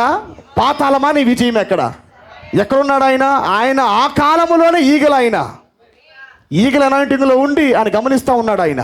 కానీ ఒకటి మిస్ అవుతా ఉంది ఎక్కడో ఆయనకి. ఏదో లింక్ పోతుంది. ప్రభువా, నాకు పునరుద్ధానం కనపడతా ఉన్నది, నా పరుగు కడముట్టించుదని, నా విశ్వాసం కాపాడుకుంటుని అంటాడు ఆయన. నాకు నీతి కిరీటము ఉంచబడి ఉంది అంటున్నాడు. అంటే ఏం చూస్తున్నాడు ఆయన? డవ్ చూస్తున్నాడు అక్కడ. నేను ఈగల ప్రభువా, కానీ ఏదో ఒకటి కనపడుతుంది ప్రభు అని చూస్తున్నాడు. ఆ పైన డవ్ ఉంది. ఆయన రావట్లే కిందకి. ఆయన పౌలు ఇలా చూస్తున్నప్పుడు ప్రవక్త ముఖం కింద ఆయన ఉన్నాడు. ఎవరు? డవ్వు ప్రవక్త ముఖం మీద ఉంది. ఆయనకు అర్థమైపోయింది పౌలుకి. అంటే నాతో దేవుడు పని చేయడు, ఇంకా నా పరుగు కడముట్టిస్తున్నా ప్రభు అనుకొని ప్రవక్త పౌలు ట్రాన్స్పోర్టేషన్లో ఈగల దాకా వెళ్ళాడు, ఏరోప్లేన్ దాకా వెళ్ళాడు, పని ముగించాడు. ఆమేన్.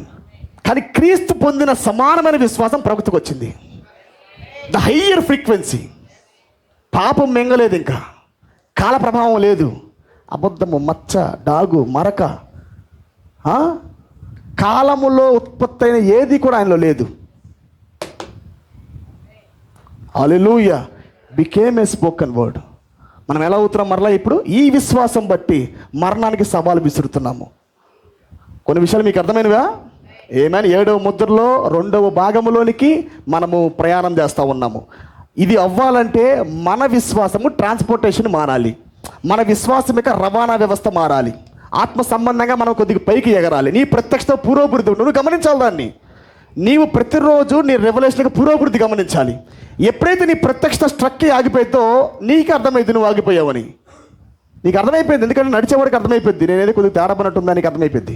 కాబట్టి ప్రతిరోజు ఏం జరగాలి? సైకిల్ నుంచి నిదానంగా, మోటార్ సైకిల్ నుంచి ట్రైన్లోకి, ట్రైన్ నుంచి ఏరోప్లేన్ నుంచి రాకెట్లో నుంచి యాస్ట్రోనాట్ ఫెయిత్.